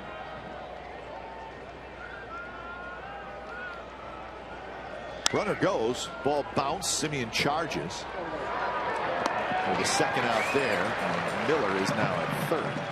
That's a thank you, because if Zunino doesn't swing, Miller probably has it stolen, then the infield has to come in. So with him swinging, and especially keeping the ball on the infield, and Miller might not have gone to third with the ground ball to short, but with him running, and probably would have had third base stolen easily.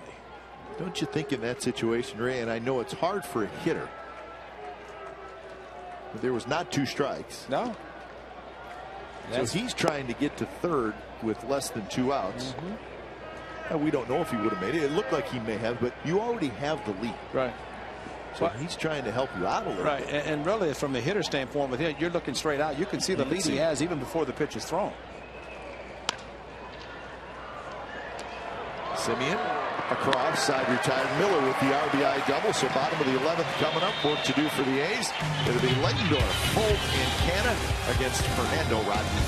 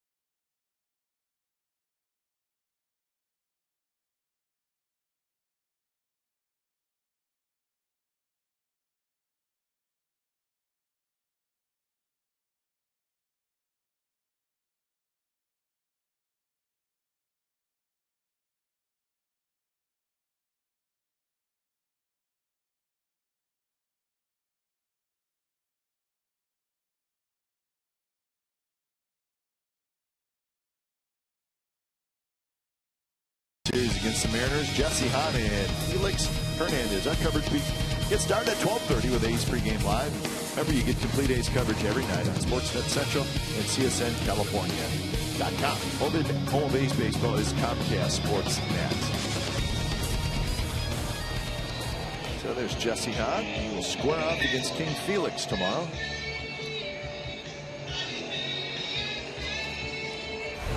So the new pitcher is the veteran Fernando Rodney. He is now 38 years old in his 13th year in the big leagues, and he is still good, folks. Was an all-star last year. And really, he's fastball changeup, but it's this fastball that he can sink and he can get it up in the mid-90s, change up, of course, and he alters and varies his delivery with his setup. So he's a very good pitcher, very smart pitcher. His save totals the last 3 years, 48, 37, and 48. See the clock ticking down to 35 right now. And he's ready to go. See, it's working, right? Yep. There we go. And the umpire sees the appropriate time. He's able to start.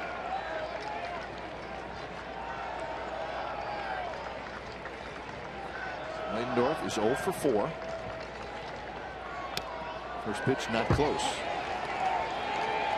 Well, Leidendorf, good guy to lead off if he can get on, because he has tremendous speed. He's trying to find a way to get on. Active saves leaders. And Rodney sitting at 221. Close. Fernando Rodney is very good, but he will make it interesting. Well, you see how that time he did not do anything. He just came straight up and threw the ball. Sam Fuld waits on deck for his third at bat.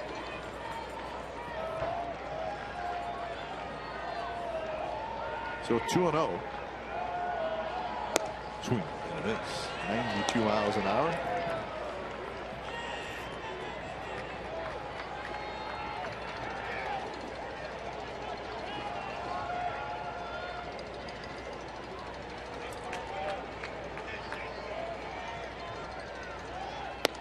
That one in for a strike. 95 miles an hour. And that's what happens. Some umpires have the high strike, some have the low strike, and that's why you have to know your umpires.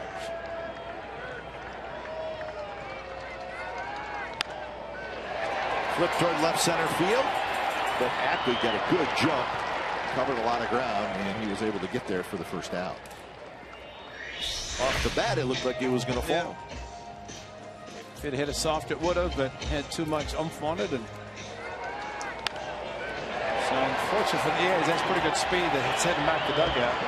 Ackley, a very good job getting to it. So how do you explain that off-speed pitch, Ray, that Rodney throws? It's like a palm ball, screwball, changeup, splitter. It's got a little bit of everything going all on. of the above, really. Yeah. And if he hits ahead with his fastball, then he becomes even more dangerous.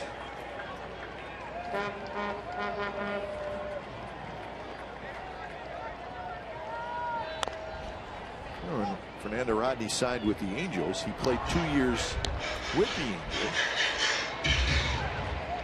And there were some whispers that he's getting to the end. Yeah, he's horrible. Really, he's terrible. And then rejuvenated his career in Tampa. And remember last year when he, in the 8th inning, pulled the arrow thing. And of course, probably a little bit back at the Angels team where he had played, but it did not work because the Angels came back, tied it, and beat them. And remember, we were doing the games, couldn't figure out why he would do the arrow in the 8th inning. Yeah, 24 outs. Yeah. Pujols and Trout shot the arrow back at him in the 9th inning.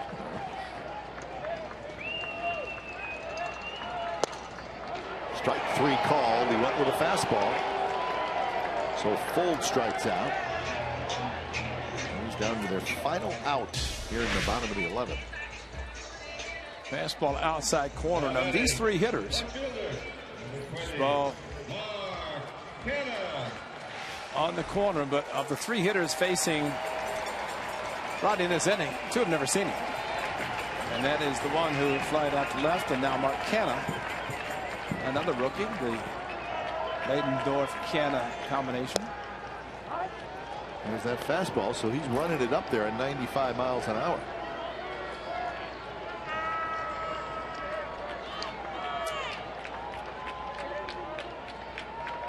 Canha had a hit in the 8th.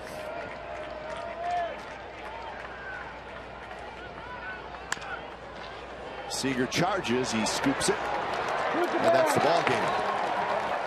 So an entertaining game this afternoon, but in extra innings, the Seattle Mariners beat the Oakland A's by a final score of 5-4, and it came in 11 innings. Always disappointing when you lose an extra inning game, especially at home. And over the years, we have not seen that happen a lot to the A's, but it happens today. So with the loss, the A's fall to 3-3. With the win, the Mariners go to 2-3. Rubber game of the series tomorrow. Jesse Hahn and Felix Hernandez. 5-4 is your final in 11 innings. You've been watching A's Baseball on Comcast Sportsnet California. Don't go away. A's postgame live with Brody Brazil and Shooty Babbitt starts right now.